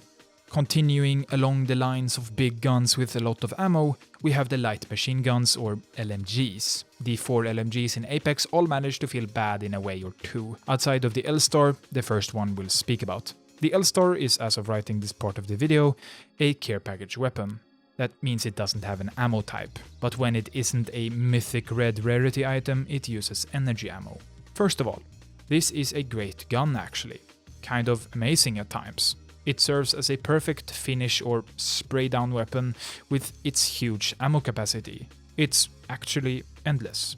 You can overheat your gun instead, but shorter bursts will never put you into a reload animation. Oh, and you can still run out of ammo though, so maybe don't use it for longer range sniping for damage.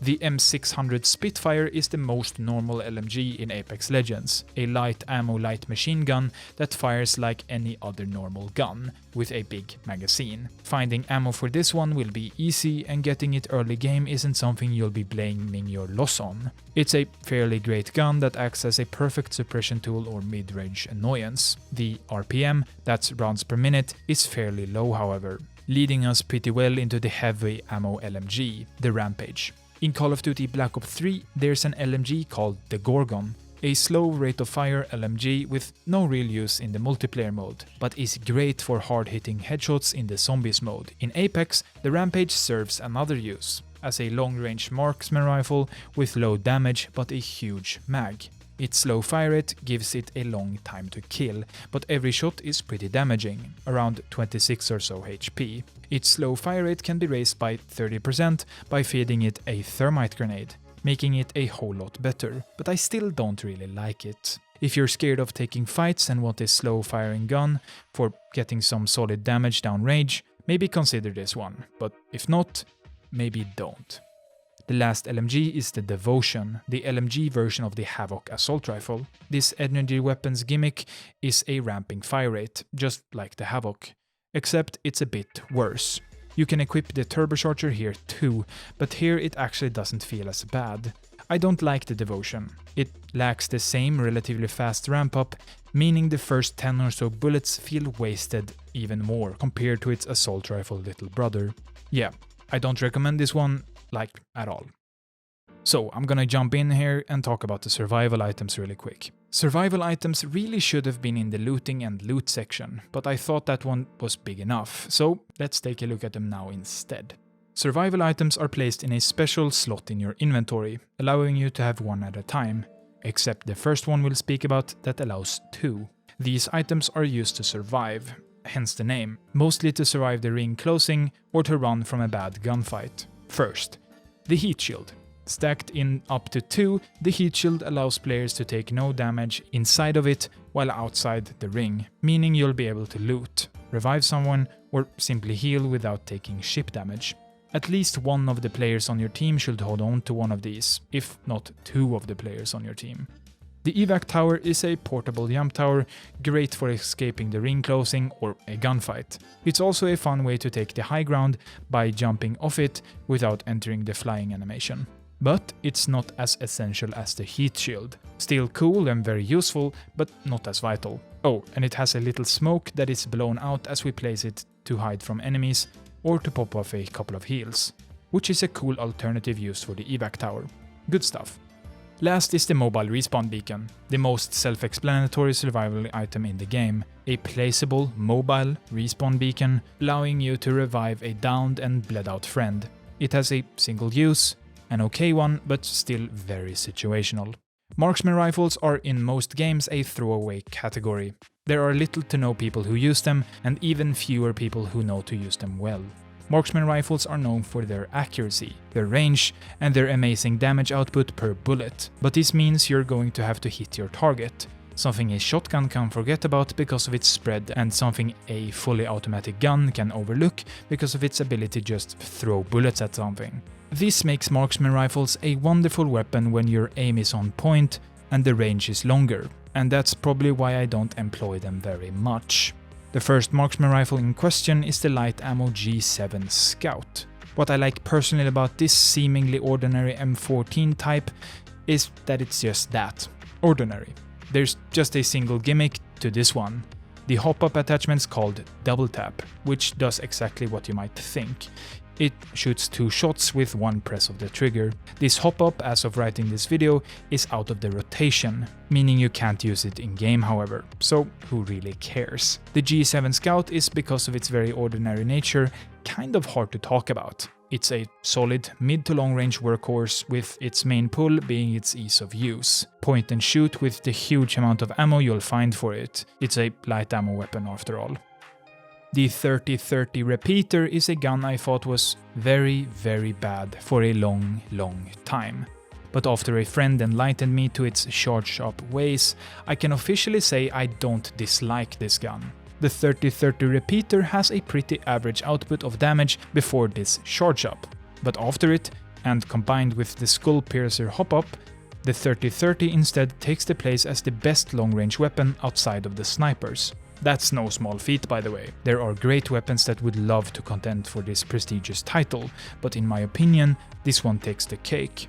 The Triple Take is the energy-based marksman rifle, and a weapon I never, and I mean never, use. The Triple Take's gimmick is its 3 barrels, firing in a horizontal line, but if you aim down the sights for a bit, these 3 bullets go straight in the middle instead, dealing quite a lot of damage. If you instead hipfire it, it's actually an okay short-range shotgun. It doesn't come close to an actual shotgun, but yeah, it's not completely useless outside of its intended range. I don't use this gun and I don't recommend it generally. I know that people like this gun, but I can't say that I get it. The last marksman rifle is currently, and will probably stay, in the care package. The Bocek or Bokek compound bow. The Bocek is actually an amazing weapon, dealing around 70 damage per shot, depending on where you hit of course, and whether you're charging it or not. If you don't charge the bow, that's holding the fire button, the bow instead acts as a shotgun. So picking this gun up as a shotgun marksman rifle hybrid isn't always a bad idea. I like the Bocek quite a lot, but it's not a gun I'll always choose to pick up. It does have a great output of damage, especially if you manage to get a headshot, but damn is it dependent on if your game allows for it. You don't want this indoors or at close quarters really, unless you plan to use it like a wingman or a decent shotgun. About that. Apex Legends' array of shotguns doesn't disappoint, except when they do. Let's start with that. The disappointment. The Mozambique could easily fit into the pistol category, but because it's called a shotgun on the wiki page, that's what I'll call it here too. A pistol shotgun. We all know how that worked out in Black Ops 2, don't we? An awful secondary with low damage, low ammo, and lower looks. Well, it's the same here. An awful weapon with little to no utility outside of doing some decent damage on longer ranges than your average shotgun.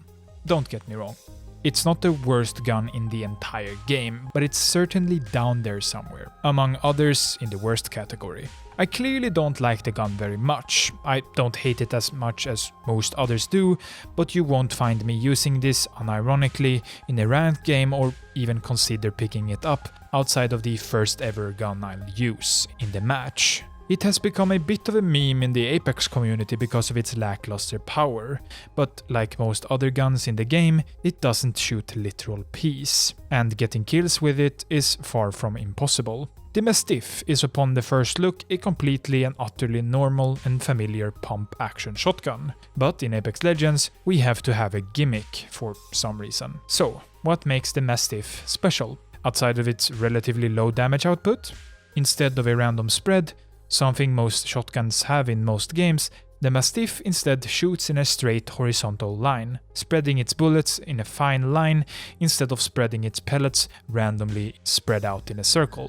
This is its gimmick, the horizontal pattern, but this horizontal pattern is also, in my honest opinion, its biggest flaw.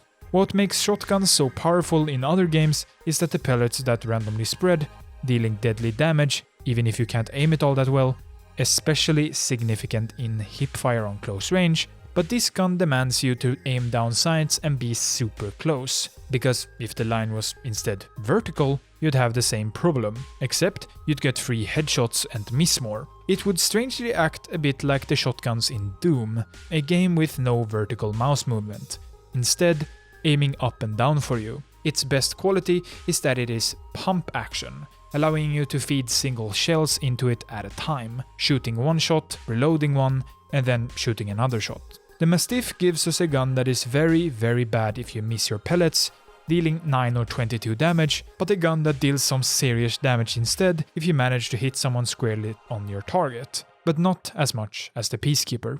The Peacekeeper, a shotgun so poorly named you could laugh, is the most devastating short-range single-fire gun in the entire game. The Peacekeeper is a lever-action shotgun with a magazine, a choke that is made smaller by aiming, and damage output to rival most snipers. If you find this gun, you're going to want to play with it. This choke is what makes it special, reducing your spread, that is, instead of a straight line like the Mastiff, aligned with a star, making it almost too accurate. If you hit someone with this shotgun, you'll most of the time do over 50 or 60 damage, and if you're really close or really accurate, you can do up to over 100, instantly killing or at least cracking someone's shield, also cementing its place as the best shotgun close range in a single shot. But unlike the Mastiff, you can actually use this gun in hipfire too, so moving and shooting is probably what you'll want to do with the Peacekeeper, and hitting headshots of course. It can also be equipped with the Disruptor Round hop-up attachment, increasing the damage you do against shields, further cementing the Peacekeeper's place as the best shotgun in the entire game, and in the top tier among the best guns in Apex. I have a hard time speaking about this gun.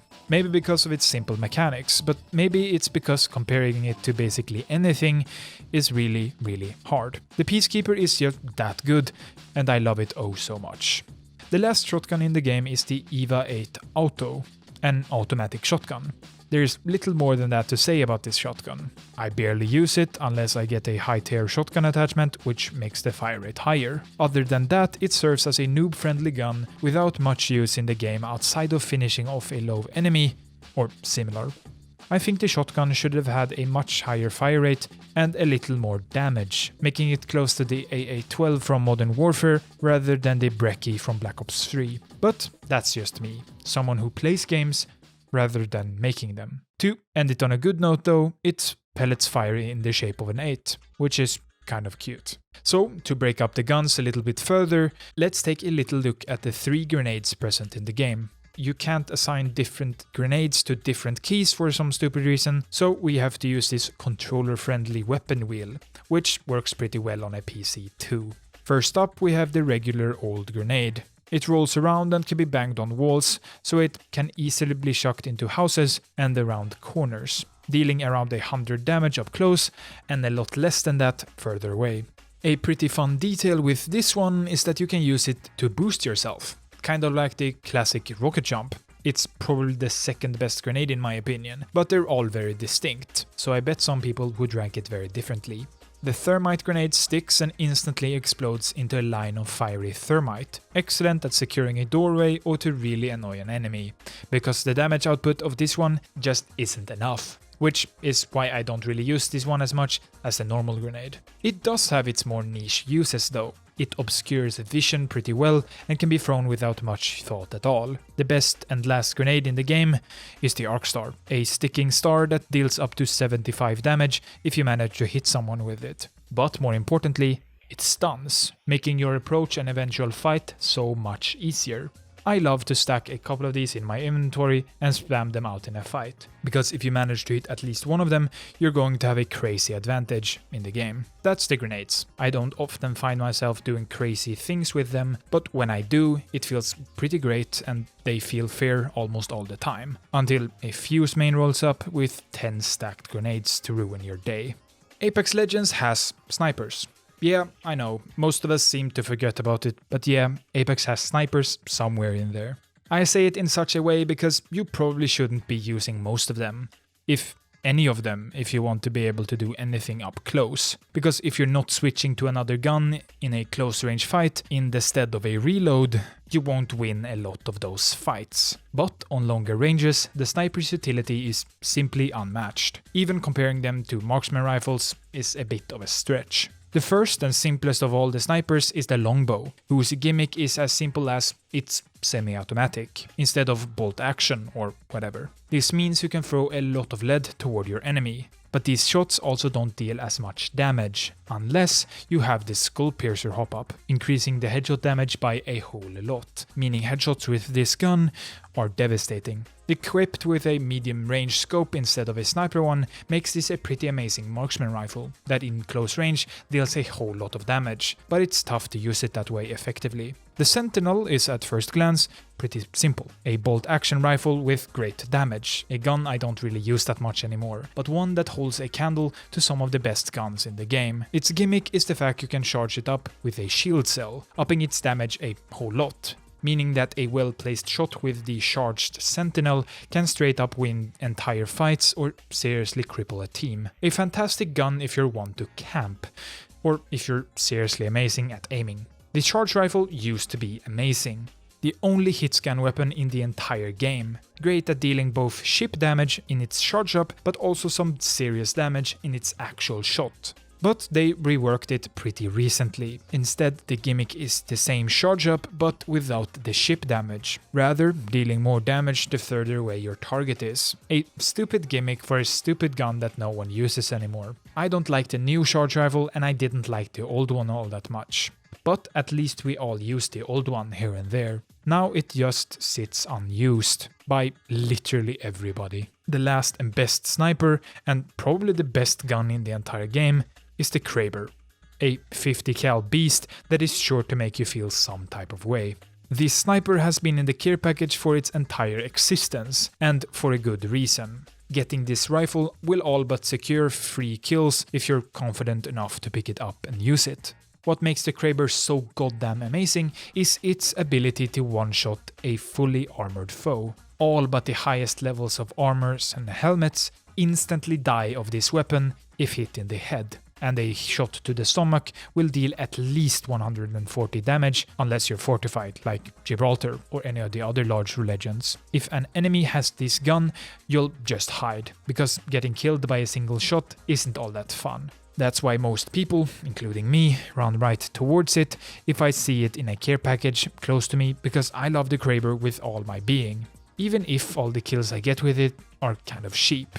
A gun that defies the laws of the game and is a literal game changer, capable of winning entire games by just existing.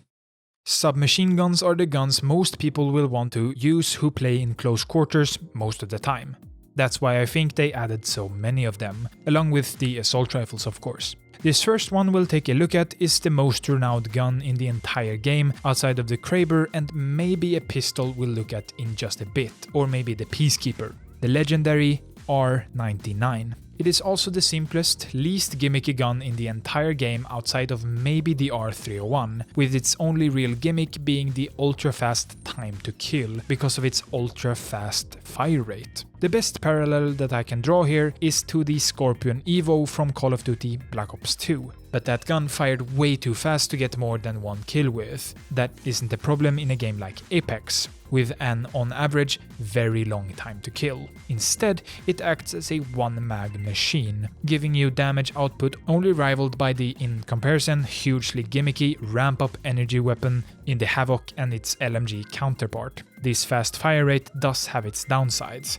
It takes a lot of ammo, and if you're not very accurate, it also requires a lot of reloading. At least it runs on light ammo though, meaning lots of ammo is going to be lying around. Without a larger magazine, this weapon kind of falls down the tier list a bit though. This default magazine size has changed a number of times already, in an attempt to nerf it. A misplaced attempt, to be honest. Let your good gun be good for once. If you keep the Mozambique bad, why make the good gun bad? I just don't really get patches like this. Rant over. The alternator SMG is one I used to love. It's very easy to use thanks to its slower fire rate and simple to control spray, but its damage output just isn't enough for it to be viable in its most effective range, up close and personal. Fitted with the disruptor rounds attachment, it does become a whole lot better, dealing 20% more damage to shielded opponents. But without it, it does feel like a bit of a pea shooter. Using it to fire from the hip is one of its biggest strengths, being super accurate even without a laser sight equipped. The Volt is the only energy ammo SMG and a superb gun most of the time. It sort of acts as a better version of the alternator, without its amazing accuracy from the hip. The Volt is very simple to use, but just like the alternator, it does lack somewhat in its damage output. Not as much as the alternator, but it still doesn't hold a candle to the R99. The Prowler was recently put into the care package, a burst or fully automatic SMG, with its best parallel being the LMG of the SMG class, a huge ammo capacity for finishing someone off with. Running around hip firing a great damage output CSP90 essentially. It's a gun I don't often find myself using, especially now that it's in the care package. Outside of the care package, it was a beast too though, with its burst melting opponents that weren't ready for it. A seriously good gun that doesn't get much use out of me. The only SMG that comes close to the R99 is the Car SMG, a pretty recent addition to the gun roster of Apex Legends. I really like the Car, but again, not as much as I like the R99. It's a very straightforward SMG, except for its gimmick, allowing you to use both light ammo and heavy ammo, and their respective magazines. This makes the Car better in the early game, allowing you to pick up that purple heavy mag and attach it to your light ammo weapon essentially. It makes ammo less of a problem because of the ability to switch between them while still using the other ammo's magazine. Truly the early game king, but it does have its downsides. You can't attach a laser sight to the Car, causing it to be a better gun to aim down sight with. It's not a big downside, but alas. It also doesn't sport the crazy output of damage as the R99, but it does come very close, thus making it in my mind the second best SMG, and maybe one of the 5 best guns in the entire game, if only for the ability to use 2 types of ammo and attachments. It's a one-of-a-kind gun in the game for its gimmick, a gimmick that doesn't, unlike the others in the game, make it completely unusable. Apex Legends doesn't have a very big gap in the quality of weapons until you stumble into the pistols category, with the literal worst gun in the entire game and maybe the single best gun in the entire game, all in the same class. So let's start with the worst one, the infamous P2020. This piece of literal fecal matter is one gun that developers really should have considered taking out of the game completely. I mean that in the most sincere way possible. You fucked up and you should probably consider taking it out back. But in all seriousness, I'm actually more than okay with having a bad gun in the game. If there's a gun topping Apex Legends as the best, there has to be a bad gun being on the very bottom of the list. Every bullet that comes out of this gun does very little damage, but it can get kills if your enemy is bad at the game or if you're the opposite of that. It's really accurate and somewhat easy to handle, but don't get me wrong here, it's bad. Like, the worst. The better version of the P2020 is the RE45 Auto, a fully automatic pistol with outstanding utility when fired from the hip. Paired with a hop-up, it also does more damage to flesh or opponents whose shield has been broken, making it a perfect gun to finish someone off with after cracking their shield. It does suffer in a lot of the same ways the P2020 does. Small magazines and very short ranges are something you'll have to keep in mind. But other than that, it's kind of a pocket SMG, with some excellent utility as such. The last gun we'll speak on in this video is the Wingman, the best gun in the entire game, again. This one is without a gimmick. without anything to lean on except its high damage and accuracy. The simplest parallel to draw here is to a revolver or the Desert Eagle in some games, notably the Desert Eagle in Counter-Strike, a headshot and high damage output machine that requires some seriously excellent aim and a whole lot of confidence. With that said, I love this gun, the Wingman, for its ability to absolutely turn on an enemy who thinks they have already won a gunfight, only to then get killed in 3 shots. This all being said, however, I don't often win fights using only the Wingman. Don't get me wrong, hitting a couple of well-placed flicks in a row has granted me more than a couple of kills, but simply running out of ammo after hitting 3 body shots to then switch to the much talked about R99 or maybe a car is probably the better way to use it for most people, at least for me personally. In this way, it once again takes the highest spot in the game. A 2-shot headshot or 3-shot body shot on most enemies just has to be noted here. It's utterly amazing, and using it makes you feel the part. It's the only gun in the game that at close range requires accurate flicks outside of maybe the shotguns, which in turn have spread to make up for it. It's the only gun in the game to rival the snipers and marksman rifles on longer ranges, and with the Skull Piercer hop-up, it's the best single gun in the entire game if you have an aimbot installed, and therefore the gun with the highest skill ceiling. Oh, and it's so fucking fun to play with.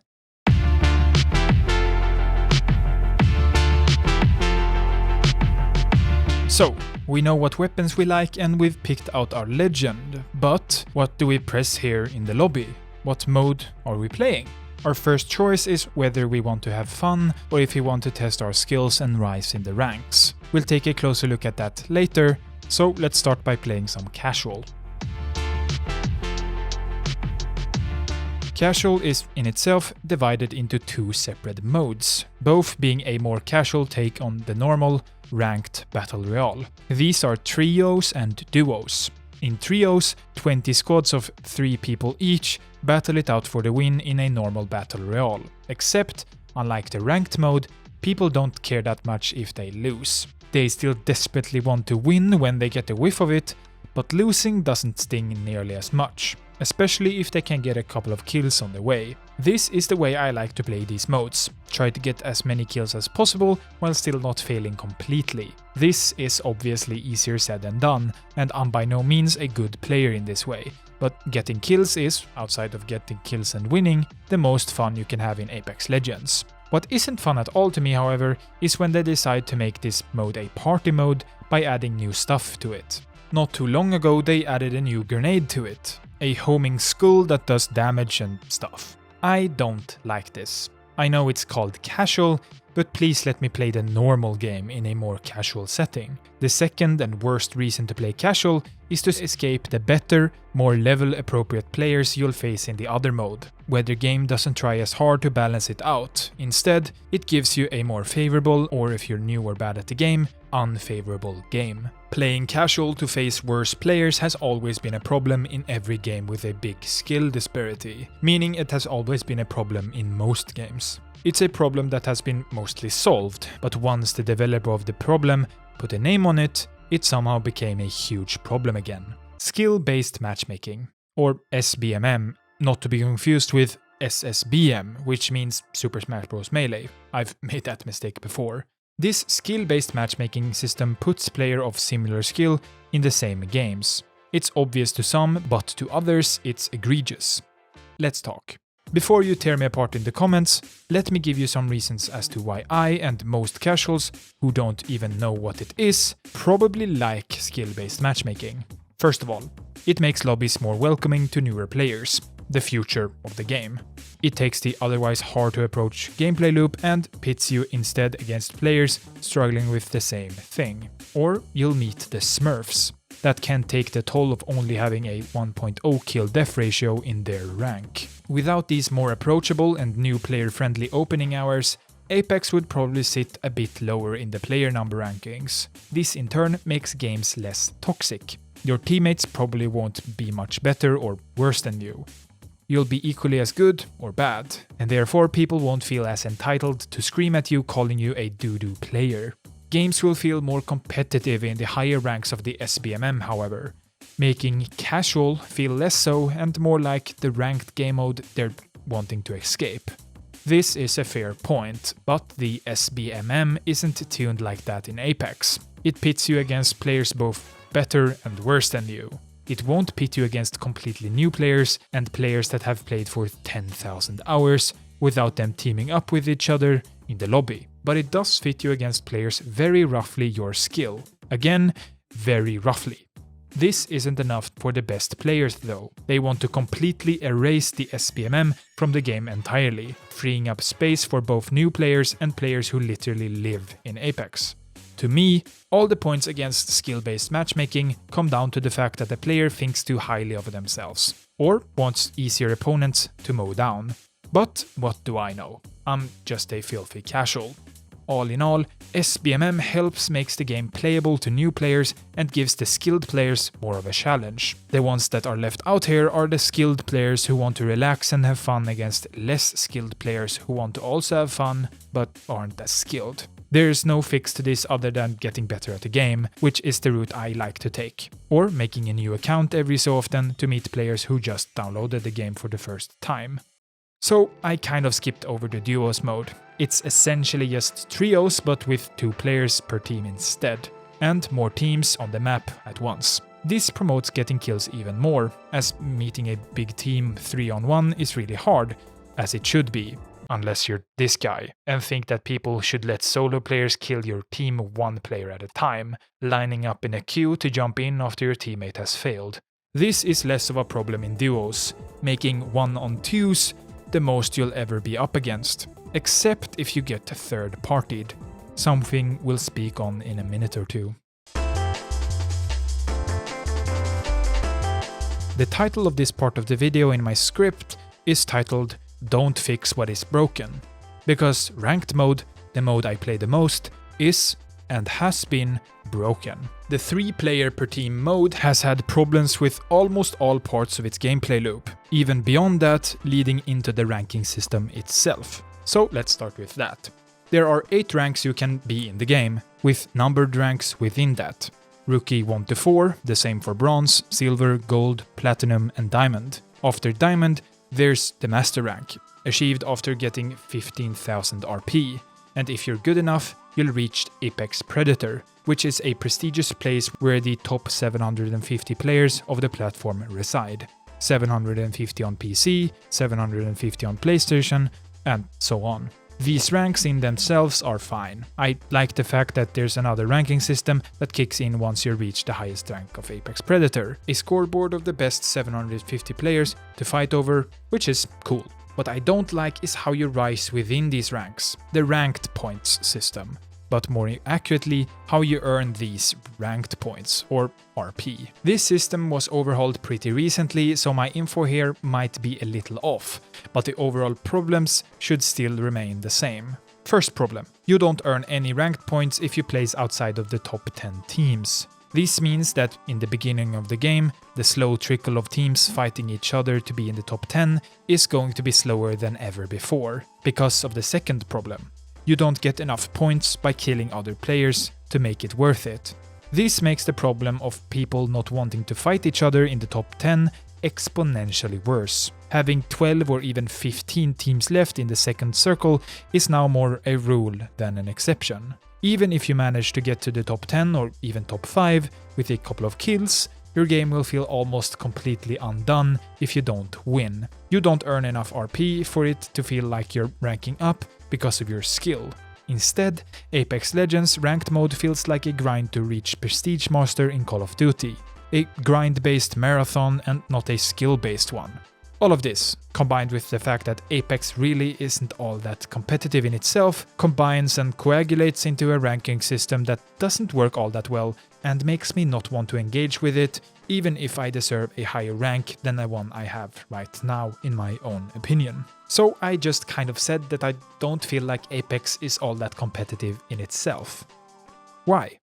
I have a couple of grievances with the game that make me fear for the game's future and the future of the genre as a whole, starting with the fact that people are scared to fight. People still play the game to have fun and kill people, but they only do so if someone else initiates the fight. They want to third party and fight to get easier fights against the now low enemies. This is a pretty big problem in games that have more than one team, giving a huge disadvantage to players who take the initiative and start fights. This is just ass backwards. I don't have any real fix to a problem like this, outside of making the game a team deathmatch mode on a smaller map, but I do have some ideas. Give the players that just eliminated a team a regen effect to their health or shield for just a couple of seconds, so that they can at least have a chance of beating the next wave of kill-hungry 3rd, 4th and 5th parties. I say all of this because getting third-partied is maybe the most demotivating thing that can happen in Apex Legends. Getting a kill on a team only to die to another one that was just simply waiting for you to thin out their numbers is really, really unfun. This is probably just my personal bad mechanics. I know how to counter this in many ways. Shield swapping or just plain not engaging in these fights are easy fixes, but fighting is where this game is at its best. Let us do it without wanting to off ourselves after it.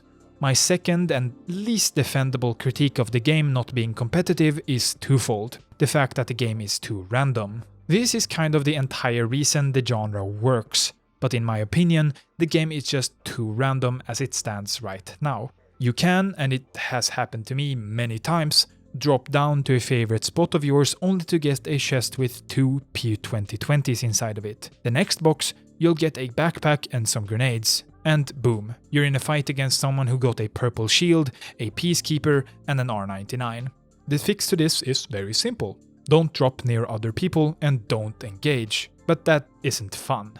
Give me some guaranteed stuff. Let me know stuff about your maps that newer players won't. You can still have all the good stuff locked behind randomness, but at least give me a fighting chance. That's my biggest gripe with the genre itself. It promotes randomness in almost all parts of its design, giving away advantages and disadvantages left and right. The last thing that doesn't make sense for a competitive, ranked game is aim assist. Here we go. I think that aim assist is essentially just a bad aimbot, and the fact that we have to counter something so backward like aim using certain legends and abilities is just fucked up on so many levels. My fix to aim assist is simple. Remove it if you play against people without it. Give aim assist players, controller players that is, their own lobbies, where they can play and use their aim assist ways, and give us keyboard and mouse players a place where we can play against each other.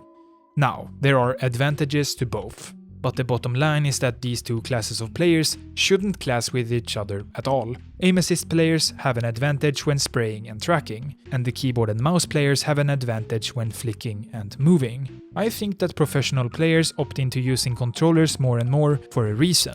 It's better for competitive, in the heat of the moment gameplay, where consistency and smoother, calmer gameplay is advantageous. The game is still relatively young, but if you take a look at CS, a game without aim assist, you'll see absolutely no one using a controller, except this guy who beat Onipixel somehow. Controller players should play against controller players, mouse players against mouse players. That's the easy, very clean fix to all of this. And that's ranked for you. A broken mess that is really fun if you're winning and really unfun if you place outside of the top 10. A mode that doesn't make sense in almost any way, and a mode that should be overhauled again. This leaves the game with a huge slot open. A solo mode. This solo mode was in the game as an event early on, and it will be back one day when the game is in a slump, the same way the Fortnite no build mode was added and it saw huge player numbers. It's a mode that the game isn't made for, but it's a mode that everyone desperately wants. Some legends that rely on teammates will make no sense in this mode, and legends like Lifeline will have a passive that doesn't do anything. There are many more examples of characters neutered by the lack of team play, but that doesn't really matter. Let us play neutered anyway and do it without changing anything. I keep coming back to this. The art of letting metas form. Balance patches are okay. Some games require them, like CS, removing game-breaking smoke lineups and reducing the use of certain over-centralized guns, like Call of Duty does. But I think that past bug fixes and fixing obvious oversights like making the charge rifle use sniper ammo instead of energy ammo isn't the same as a patch. Instead, let the community find their own fixes, like the Super Smash Bros. Community has always done. Here's the official tier list of Super Smash Bros. Melee a bit after release. Sheik, an easy character to pick up and play, stands at the top, followed by Fox, Falco and Marth. On the 6th official tier list in 2004, we see more of the same, except Jigglypuff, a character previously in the 17th place, has risen up to take the 8th. The top of the list looks basically the same, but then, almost 7 years later on the 10th official tier list, we see something completely different. The previous highest, best character in the game, Sheik, for years in a row, has not only been overtaken by both Fox and Falco, but also by Jigglypuff, a character believed to be lower than 16 others on the first list. This is a game without any new balance patches, outside of community-made bug fixes and new controllers to control your characters. But even without all that, the meta has formed and reformed many times. It still does to this very day. Just take a look at AMSA, taking a bottom tier character like Yoshi and making everyone look stupid for not knowing his rightful place in the top half of the tier list. All this mainly talk to say that we don't actually need balance patches to balance the game. Things are allowed to be bad, things are allowed to be amazing, and most important of all, things are allowed to be as they are now, even if they, in this very moment, seem stale or useless. I promise that their alternative uses will reveal themselves when we get bored one day. Like the Nemesis. On release, everyone thought it was overpowered. Now I think that people have realized that it kind of isn't. So give us an unbalanced solo mode to tinker with our neutered and, at this time, bad solo characters. Because I'm sure that players will find an alternate route to winning however hard you try to force them down a path of balance and competitive viableness. So what have we learned here? Balance patches can be good, but if overdone, they will make players think that the game needs balancing and focus on that over trying to beat a certain playstyle. Instead of countering, they want someone to swoop down and make the thing they should be countering unviable and therefore quote-unquote balanced. A game that changes every so often will not be as deep as a game that changes very little, making the game dependent on more patches to keep the community happy. If we then add the developers adding way too many legends, we're soon to be looking at a Valorant meme situation here. A game that is so hard to understand, not because of the mechanical depth, but because of the sheer amount of stuff to get to know before even getting a little look at the depth hidden below. Many games try to add game modes to their game that aren't the main attraction. Everybody came there to play. Apex is among these games, adding things like gun game and team deathmatch. Very few games do it in a way that feels natural. Apex is kind of one of these games, but because Apex has an inventory and characters fit for a more battle royale based mode, it does stumble here sometimes. I rarely play these modes, but others do, so let's take a quick look at the offering here. First up, Mixtape, the rotating game modes that don't try to be battle royale at all. These vary in quality, mostly because they all feel unbalanced in their own way. Team Deathmatch is simple, 6 versus 6, first to 50 kills. The item and weapon selection systems here feel rushed and out of place, with pre-made classes that all suck in their own special little way. The game is still made for Battle Royale mode, so making classes just for this mode wouldn't make sense. Except, why not? Why not give us yet another confusing tab in the main menu to make some classes for the Team Deathmatch and other modes like it? These modes' maps all manage to suck. Like, hard. These guys made Titanfall. Come on, do better than just taking half of them from the Battle Royale mode. There are still care packages and legend abilities here too, which makes the mode even less fun. Moving on to Control. The mode that just doesn't work at all. I have yet to play a round of Control that wasn't a complete stomp from the defending team or the other way around. It's just Call of Duty's domination mode, 3 places to hold for points, except you can have 2 caustics on one team, making the entire experience completely unplayable. The problems from the team deathmatch mode still persists here, which doesn't make it much better. But there's a saving grace here. The last mode, Gun Run. 4 teams of 3 players each fight their way up the ladder of guns to make it to the end first. Every kill you get a new gun. This takes away the problem of the bad classes and annoying care packages, instead giving you a gun kitted out with random stuff. This in itself can create some problems, but at least everyone has to fight against the system. Other problems persist here though. The maps still mostly suck, and the legends and their abilities kind of fuck with the entire premise sometimes. But this is ultimately the only mode that I play outside of the Battle Royale mode. Mostly because there are no good solo offerings, but also because I'm kind of good at it for once. There's a training mode that you should boot up once you play the game for the first time, taking place on the game's firing range, a place I've spent a little too much time in, even though it kind of sucks. The firing range really tries to be useful while still being completely useless. It's just too big budget to be useful. It has some customization, but it just doesn't come close to booting up Aim Lab, or how I like to go about it, just boot up CS and getting some aim training that way. I hate to say it, but when you have to leave or severely mod your game to train essential things like tracking and flicking, there's something wrong with your training modes. The easiest way to make a good training mode would have been giving us some workshop tools and opening up this game for that. Sorry, you tried. You gave us a half-useful, mostly useless training map with little to no use outside of jumping around and killing mostly stationary and useless bots. Also, why is this the best way to play against your friends? Why isn't there a 1v1 mode in the game for just that? I don't get it. The developers want this game to last as long as CS, but there's no customization at all when it comes to training my aim. No workshop to easily do your job for you, and the little training I do has to be done on your servers. And don't get me started when it comes to training specific movement mechanics. The least you can do is let me start my own Battle Royale matches without other players offline. Sorry Respawn, but you definitely failed here. So let's move on to the maps before it gets too heated. Starting with the first map added, King's Canyon, and working through all the others in the game in order of release, let's take a little look at the many arenas we fight through in Apex. The good, the bad, and the gimmicks. Notable areas and not so notable ones.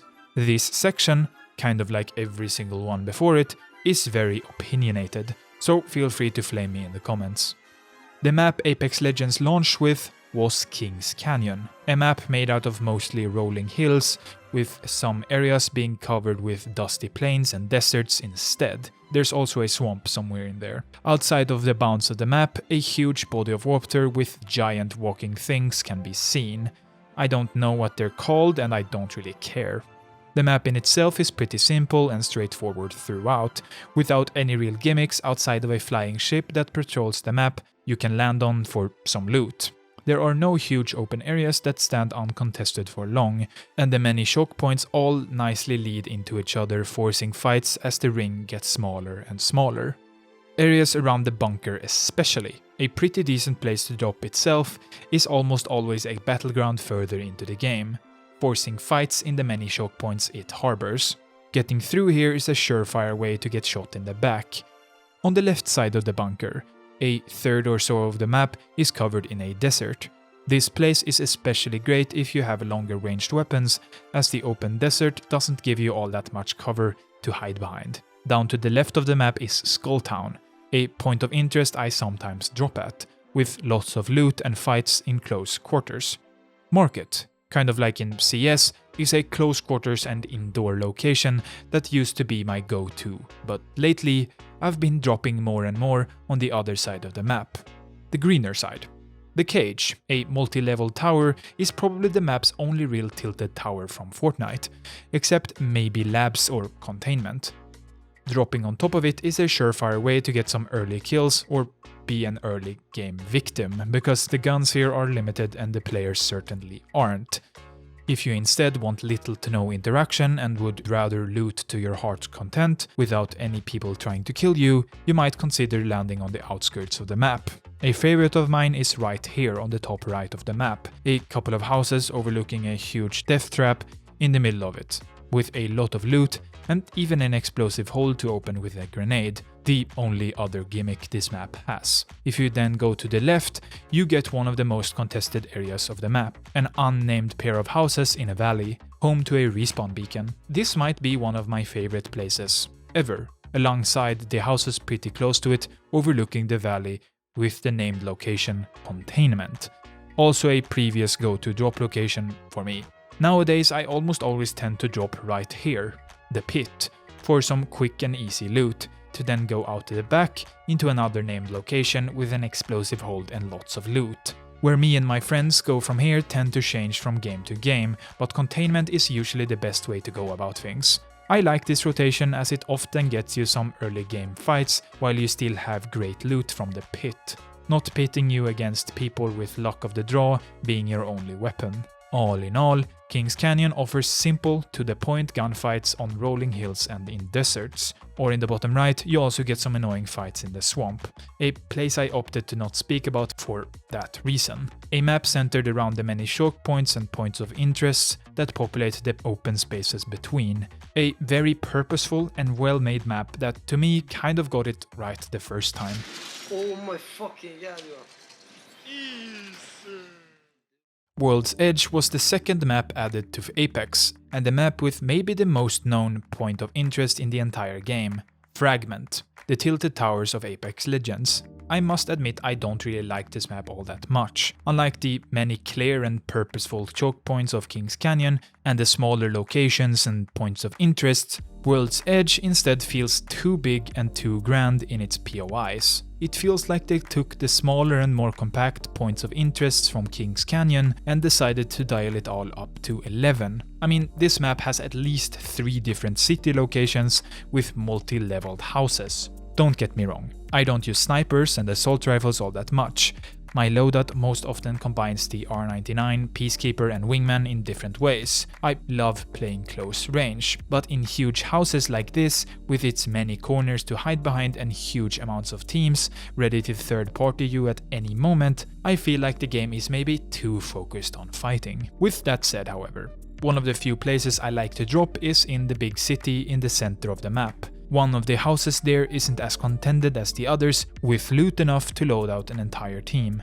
The map looks fine, with snowy plains and volcanic lava sprouting out in jagged holes across the map, one of which is the lava siphon, one of my go-to places to drop.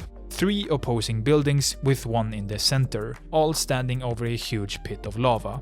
I like the fights you get here, even though third parties are bound to jump in from all directions but one. If you manage to get the item called the Vault Key, taking up an entire slot in your inventory, you can then go to one of the few tunnels around the map and unlock a vault, filled with great loot like attachments and armor, backpacks and hop-ups. There are very few times I go for this gimmick, but it's there if you have the time, and if you're close to one, you might as well. The choke points on this map vary greatly, with standouts being the ones outside Countdown, while the top right of the map feels empty even though it has the biggest concentrations of POIs on the entire map. All in all, World's Edge to me stands as the perfect map to drop into this so-called streamer building to rack up some kills and hit some crazy movement techniques, with some great points of interest that all stand empty because there are too many of them. These POIs are all too big and all want your attention with their over-the-top looks and huge structures. I guess I want to say that World's Edge tries too hard to be huge and exciting, and falls flat for me. And come on, there are 3 cities on this huge-ass map, with at least one of them being completely empty every game. Wasted potential, wasted POIs. Olympus is to me the best map in the game for a couple of reasons. The biggest one for me personally is that the map feels smaller than the others. It kind of is, but not massively so. The second thing that makes Olympus stand out as better than the others is its aesthetic. The futuristic Black Ops 3 Nuketown looks with clean textures and lot of colors dispersed between it all. The last reason why Olympus is my favorite and probably the best map in the game for my level of play is the way the map is split up. World's Edge has problems with this, splitting up the map into smaller sections with one huge section in the top right acting as a big bowl filled with POIs, with only one of them being significant enough for people to drop down and fight for.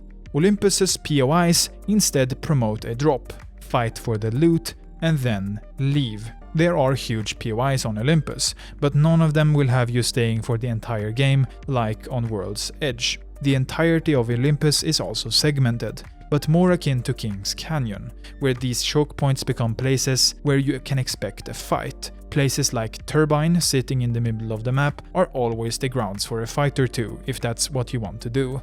The outside of the map does feel a bit too safe, however, a problem with the entire game, but without these safer locations, people would say that Olympus is too small instead. There's a gimmick or two here. The map doesn't have mountains that segment the map. Instead, the entirety of Olympus is floating, leading to some weird death and risky maneuvers. There are robots scattered around that give you some items like armor and attachments, and there's this car thing that I like to avoid most of the time. Best used to get inside the circle when it's really far off. There's also a portal for those who dare to use them, but be ready for someone to be on the other side of it. POIs like Fight Night stand out, a boxing ring filled with loot where shooting is off limits. The Nuketown feeling estates and garden locations. Estates especially, with its big mansion surrounded by smaller houses, a fun place to drop by. Garden has the same idea, but trades the surrounded mansion with a house on a hill overlooking the others, another place I love to drop.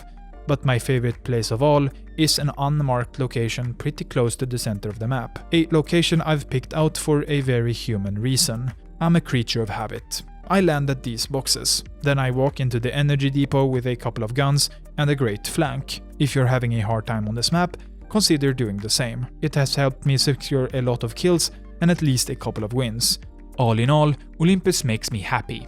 It's a map with great points of interests and a perfect layout, even if the outside areas feel a bit too safe sometimes. It has a great, striking aesthetic and clear textures to see enemies against. Oh, and you'll want to stay away from this place. I always die here. Stormpoint is the map I miss the most when it's out of rotation. Well, alongside Olympus of course, but I miss it for a different reason. The choke points. I've boiled it down a lot. First, I thought that the very clusterfuck looking overview map might be the reason, the Hawaii tropical aesthetic. But now I've realized that it all comes down to the choke points. It became apparent to me that the choke points are a big part of this map is better than World's Edge to me in many ways.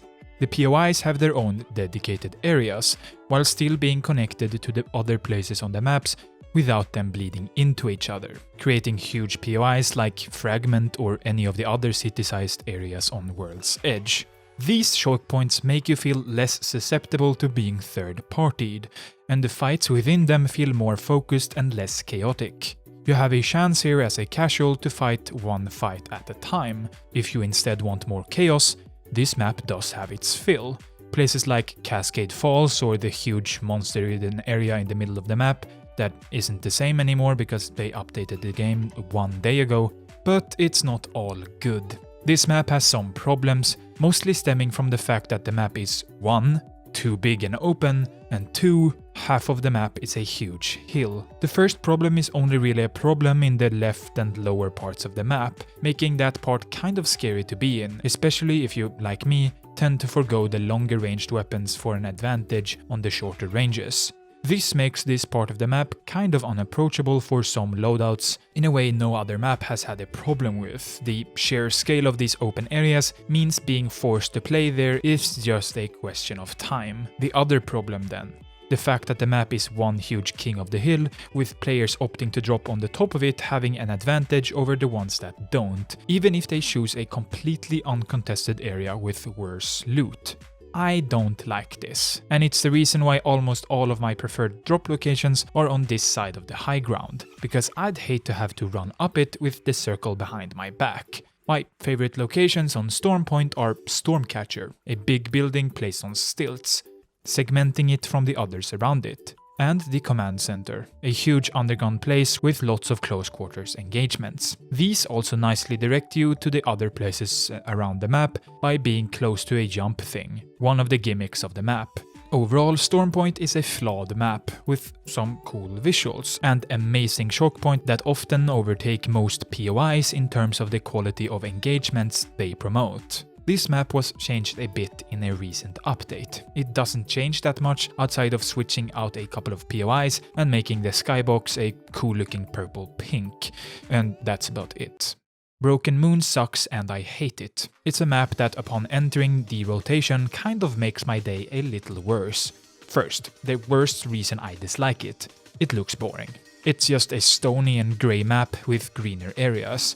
These greener areas make up a majority of the inside and middle part of the map, with the left and top areas of the map being straight up volcanic grey or almost black. At least it's a bit different from the others in the game, but what makes it even worse is the fact that the map has some pretty stunning locales. The Blossom Tree area on the bottom right, Eternal Gardens and Bionomics look amazing, and the map with this as its background would be an instant success. But that's just the visuals. They don't really matter outside of visibility when the map gets going, so instead another problem arises.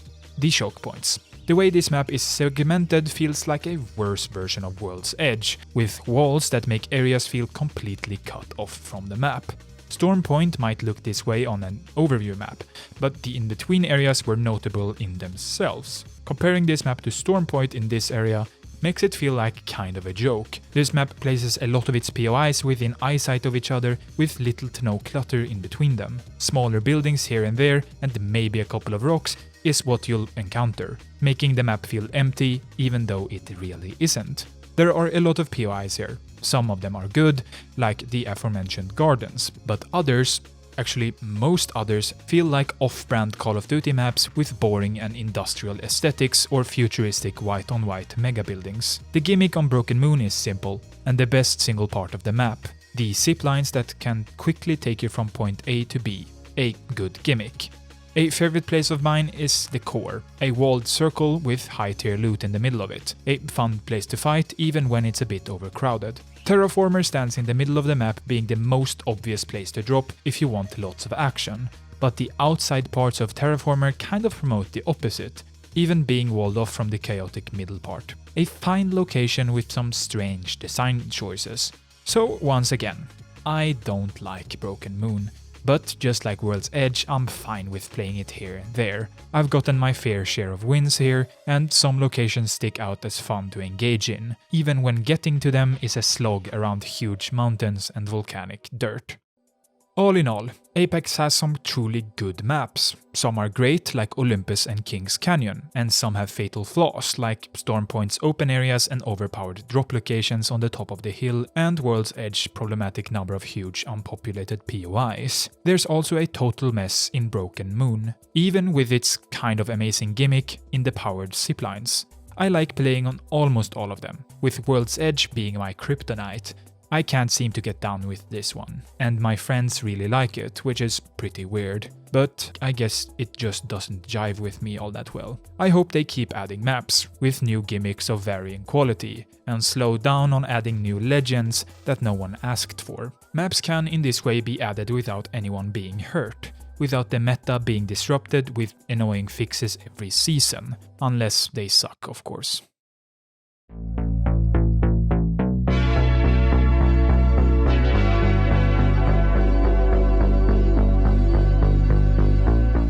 Free-to-play is a business model. It sounds stupid on the surface, but when I say free-to-play, I don't mean playing the shareware version of Doom or a flash game like Age of War. Rather, I mean games that are theoretically completely free to play, but in order to get to enjoy it, you need to spend some of your hard-earned cash. Games that lock off essential parts of its design behind a paywall. CS uses this paywall to void off most of its cheaters. TF2 locks guns behind it. Balloon's Tower Defense has a DLC for double the money, and that game isn't even free. Destiny 2 is free, but without DLC, it's only a bit of the game. You catch my drift. But when we have games like Fortnite, completely free to play all the way through, unless you want to look good while doing it. This is where the cosmetics come in. Valorant uses this model, for example. Special and over-the-top gun skins that cost absurd amounts of money. This is the way Apex Legends makes money too. I hate to critique a totally free game for its way of making money, but here we are in the section titled as such. Let's take a little look at the store, the skins, and the Battle Pass. First, the Battle Pass. A way to keep playing the game, and a way to get a lot of shit for a comparably low amount of money. An invention made popular by Fortnite. For a one-time purchase, you get 100 things. Some might be stickers to put on your shield cell, while another level of your battle pass might be a yellow legendary skin. To level up in this battle pass we do challenges, often handed out weekly, but also by simply playing the game. I've told basically every person in the world that I in fact hate these types of challenges, but in Apex I didn't feel as compelled to actually do them as I did in the earlier seasons of Fortnite, where challenges meant everything. Instead, I sometimes see that I completed a couple of challenges completely by accident, and I go about my day. Every time I've wanted to complete the battle pass, I have easily done so, because just by playing the game, sometimes picking up a gun that I didn't like all that much, or by playing a legend that I don't use, I get a free level or two a week, which is more than enough if you're playing a bit here and there. The Battle Pass can also give you some free currency, enough to buy the Battle Pass again next season if that's what you want to do, essentially giving you every Battle Pass every season if you take the time to finish it, which is pretty cool. There are a couple of different progression systems apart from the Battle Pass. You have a level. I'm a bit over level 2 or 300, but it doesn't really mean anything, except at the beginning when it acts as a way to stop the most egregious of smurfs trying to infiltrate the lower level lobbies. Every few levels you also get a couple of legend tokens, the currency you buy legends within the game, giving you enough tokens about every 20 or so levels, which is more than fair to me in a totally free game. I've bought maybe 3 of them with my money straight up or with a bundle of some sort, and I still have almost all of them unlocked. They recently added a new weapon level system too, allowing you to get a cool looking badge for your favorite weapons to show off in the game. These badges are kind of a big deal in game, maybe not the gun ones specifically, but the ones displaying how much damage you've done in a game and how many kills or wins you have is a nice way to show off your progress. The store is where we get a bit dreadful, however, and I don't blame anyone for buying something here. I have done the same, many times. First of all, this UI sucks. Why do I have to change between literally 3 different types of pages here, some under the store page and others in other places? It sucks. It looks bad, and trying to tell a friend to look at a specific skin in the event shop only for you to teach them that the event shop is even a thing is a bit fucked. The least you could do is make buying a skin a good experience. Secondly, you can't buy skins straight up, instead you buy with their virtual currency. I don't like this, and never will. Especially when you can't pick exactly how much of this virtual currency you want. This incentivizes you to buy the more expensive and discounted bundles, giving you an extra bit of premium currency for your time. Minecraft has started doing this, Fortnite does this, and I still don't like it. It's scummy. Third, the skins are timed. I get it. People have a fear of missing out. I do sometimes. I mean, I made an entire video on Skate 3 only to moan about this, but even I can see through this false sense of urgency. If you like its skin so much, you can just wait until it returns in the shop. It might take a while considering how many skins this game has, but it will come back. Except if it's really special. Fourth, most of the skins are either super expensive, or if they're not, they're ugly and underdeveloped instead. Apex must make an ungodly amount of money from every skin they make. Every single ugly emote and sticker and every content drop must be a payday for them. But worst of all, in terms of the shop, are the reskins, releasing essentially the same skin except recolored in some way. This is so obvious when we take a look at a skin I own for Lifeline. This Sam Fisher Splinter Cell looking stealth suit that now instead looks like this. It's just horrible. And to the developers of the game, it's just free money. Again though, I buy stuff from this shop. I can stop myself from gambling away my money here, but I know people who can't help themselves and need these skins. This is where it gets even worse, however. because the shop and horrible skins weren't enough apparently. They also need to put an online, kid-friendly casino in there. Apex Legends has loot boxes. I'm not going to go into why loot boxes in themselves are bad, we all know that they are. But instead, I want to tell you why these are bad specifically. First, let me be clear on one thing. I have opened a lot of these. I've done so with income I've made myself, and I'm not addicted in any way. But if you're one to get addicted to these things, don't play this game. You'll be opening these even if you don't pay for them, as you earn 3 openings at almost every level, giving you a taste of what you can do if you only spend a little money. I also want to praise them just a little for not being able to get duplicates. This means that you won't get that ugly banner or skin more than once, which is good. Instead, they give you crafting materials, tiered in the same way skins are. But when you get a legendary piece of crafting materials, you can't craft a legendary skin. No, that would be too fair, right? But what would a loot box be without a knife, or what this game calls them, heirlooms? These very rare animation fests are pretty cool to have in game, something to run around and fidget with while not having a gun out. They are guaranteed to drop every 500th loot box, or over $400, but you can also get lucky and get one before that. How lucky? Really lucky. Some skins are just better than others too, giving you clearer iron sights with the legendary skin. The 3 most popular examples for this are the Lone Star and its recolor for the Peacekeeper, the Death Ray and its recolor for the Wingman, and the Outlands Avalanche and its recolor for the R99 SMG. This makes the game essentially pay to win. It's not egregious, but pay to win nevertheless. These are all skins you get from loot boxes or craft with materials you get from loot boxes.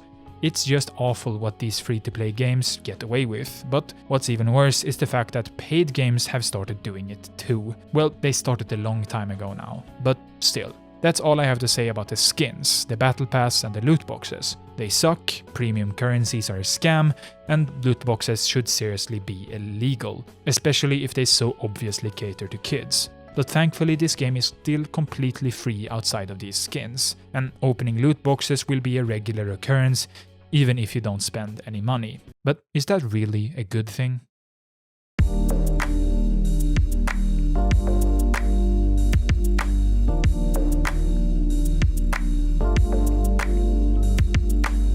Where we want to get to is that, the Apex is going to last for 20 years, a la Counter-Strike. It has to be able to be self-sufficient and stand on its own. The systems have to be strong and interesting and good for players to play season over season, even if we're not tending to adding new bespoke content. But there'll always be some attending there in terms of creating interesting choice, creating interesting challenge, and shifting the rule set that builds the healthiest games.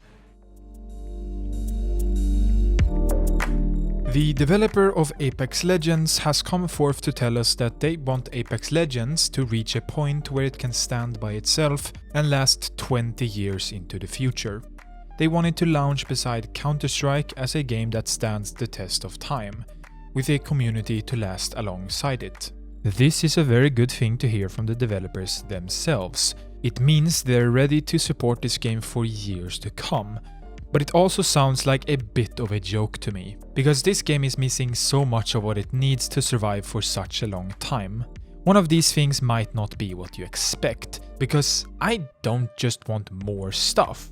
I want less stuff. Don't add a new legend every other season for 20 years. That's like 40 additional legends. Looking at the characters like Mad Maggie and Rampart, 40 new legends somehow don't sound all that exciting anymore. Stop nerfing good characters and start buffing bad ones. We recently saw this with Revenant, going from the bottom of the tier list to the top half. But what I want most of all is for the developers to stop altering the characters almost at all. Let bad characters be bad, and good ones be good. Let your community find alternate routes to victory, and let me counter your good characters in ways you didn't at first intend in your patch notes. Let us play your game for the gameplay, and not for the latest patch note. Hearing people call something slightly better than something else overpowered is just normal nowadays. I mean, I do. When they added the new Nemesis Burst Assault Rifle, the community went up in flames and shouted for a patch. But Respawn, You held strong. You didn't patch it. And where does the Nemesis stand now? It's not even considered the best. Far from it. People called it the most overpowered thing ever, but now I don't even pick it up unless I want to spice up my game a bit with something different. Let metas evolve, and let us find out if things are good in our own time. After falling to the ground in the Battle Royale game modes, you're faced with finding something that can kill the other players in the lobby. This is the start of every single match in the game, without exceptions. You might fail this task, left with nothing but your fist and the awful melee mechanics, but nothing will ever replace getting a gun or two. This is the bad thing about looting in Battle Royales. It's almost completely random, and even when it isn't, you're faced with at least one random aspect getting there. The Replicator. A piece of shit that controls better on, well, a controller, isn't certain to spawn in a set location. It does have set locations, but they aren't always there. It's random. I don't like how random it is, but I can't really argue with the randomness adding to the experience somewhat. You'll fight against the odds. A bad weapon with even less ammo against the best, and the exact opposite in the very next game. It's a thrilling concept that made Fortnite into the biggest game in its prime. I mean, even I have closer to 1,000 hours in that game, even if I only got like 10 wins or something. It's a fun concept that is easily expandable and almost infinitely fun. But this randomness is the source to almost all the frustration with the game. These frustrations won't dissipate easily, and the developers will find new ways to remove them over time, but most will stay. They added Evo shields to take away somewhat from the randomness of getting a great shield in the beginning or not. A superb addition to the game. They added the aforementioned Replicator to take away some of the randomness of everything, giving you a choice between some guns, ammo, and even healing items. It helps, but when both of the guns in the Replicator aren't ones I usually enjoy, it only serves as a way to get a couple of shield batteries and maybe an attachment. The game is also plagued by an ongoing debate about aim assist and skill-based matchmaking, things I've talked about earlier in the video, but the fact that it feels like Respawn isn't even taking a stance on it will make some players quit. I don't like aim assist, I like skill-based matchmaking. I say put controller players against each other and leave skill-based matchmaking on in the casual modes, but just to make some people more happy, maybe tone it down just a peg. I only have 500 hours in the game, but I know a lot about battle royales, even more about first-person shooters, and I love movement mechanics. I'm by no means a good player. I'm a casual with some seriously overconfident tendencies who views himself a bit too high. I'm a former legendary Eagle Master in Counter-Strike Global Offensive in the EU, which is a pretty cool achievement, climbing from literally the lowest rank with years of aim training and thousands of matches. What I'm trying to say here is that I know how to use a mouse and keyboard pretty well nowadays. I can aim. But my Apex-specific knowledge is pretty average. But even I know that this game has some serious potential, some at times amazing gunplay and movement, hiding behind a game that wants to make everyone happy by both being easy to approach and hard to master. But all I see now that I've gotten deeper into it is that this game is too bloated. Too filled with characters no one wants to play, not only because some of them are bad, but because they're boring and too similar to each other. This is where the hard to master part is introduced. There's just so much shit in the game to learn and utilize. Every character has a passive, tactical and ultimate ability. Every character has their own hitbox size and some have their own movement tech. Some characters have a huge backstory and an interconnected universe with Titanfall. I say all of this because I care. I don't doubt I'll set this game down and not play it for a while after making this video, but I also don't doubt I'll be back in a couple of months. Ultimately, this game is special. It's a battle royale title with actual gameplay driving it forward, instead of the cheap thrill of winning against a lobby of other players. And that is also the reason why this game might have a chance to survive for a couple more years. I have leveled a lot of critique at this game, but I've also given it some well-deserved praise. This critique comes from a place of love of the game. I want it to succeed as it has, and keep succeeding. Winning a hard-thought game of Battle Royale in Apex Legends is something I'll never forget. An amazing feeling.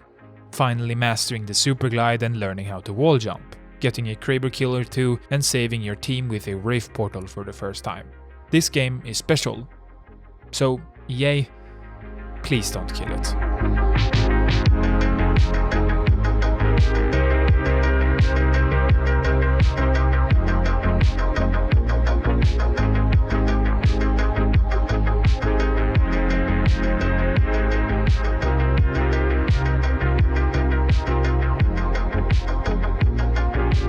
Thanks for watching. This has been a huge ordeal to undergo, but one I was kind of quick with. The scripting part did take quite a while, but I started editing in late October, and we're not that far into November. That's quick for a video around 3 hours. So if you want me to do another video on this game in a couple of years when this video is even more outdated than it already is, maybe comment that or something. The next big video is going to be about Wii Sports. So look forward to that. I'm hoping it won't be a 3-hour video, instead closer to 1 or 2. But we'll see. Shoutouts to Keeper Skip for the little pixel arts throughout, and thank you, fellow Patreons, for subscribing. With that said, I really need to go look for a job right about now. Again, thanks for watching.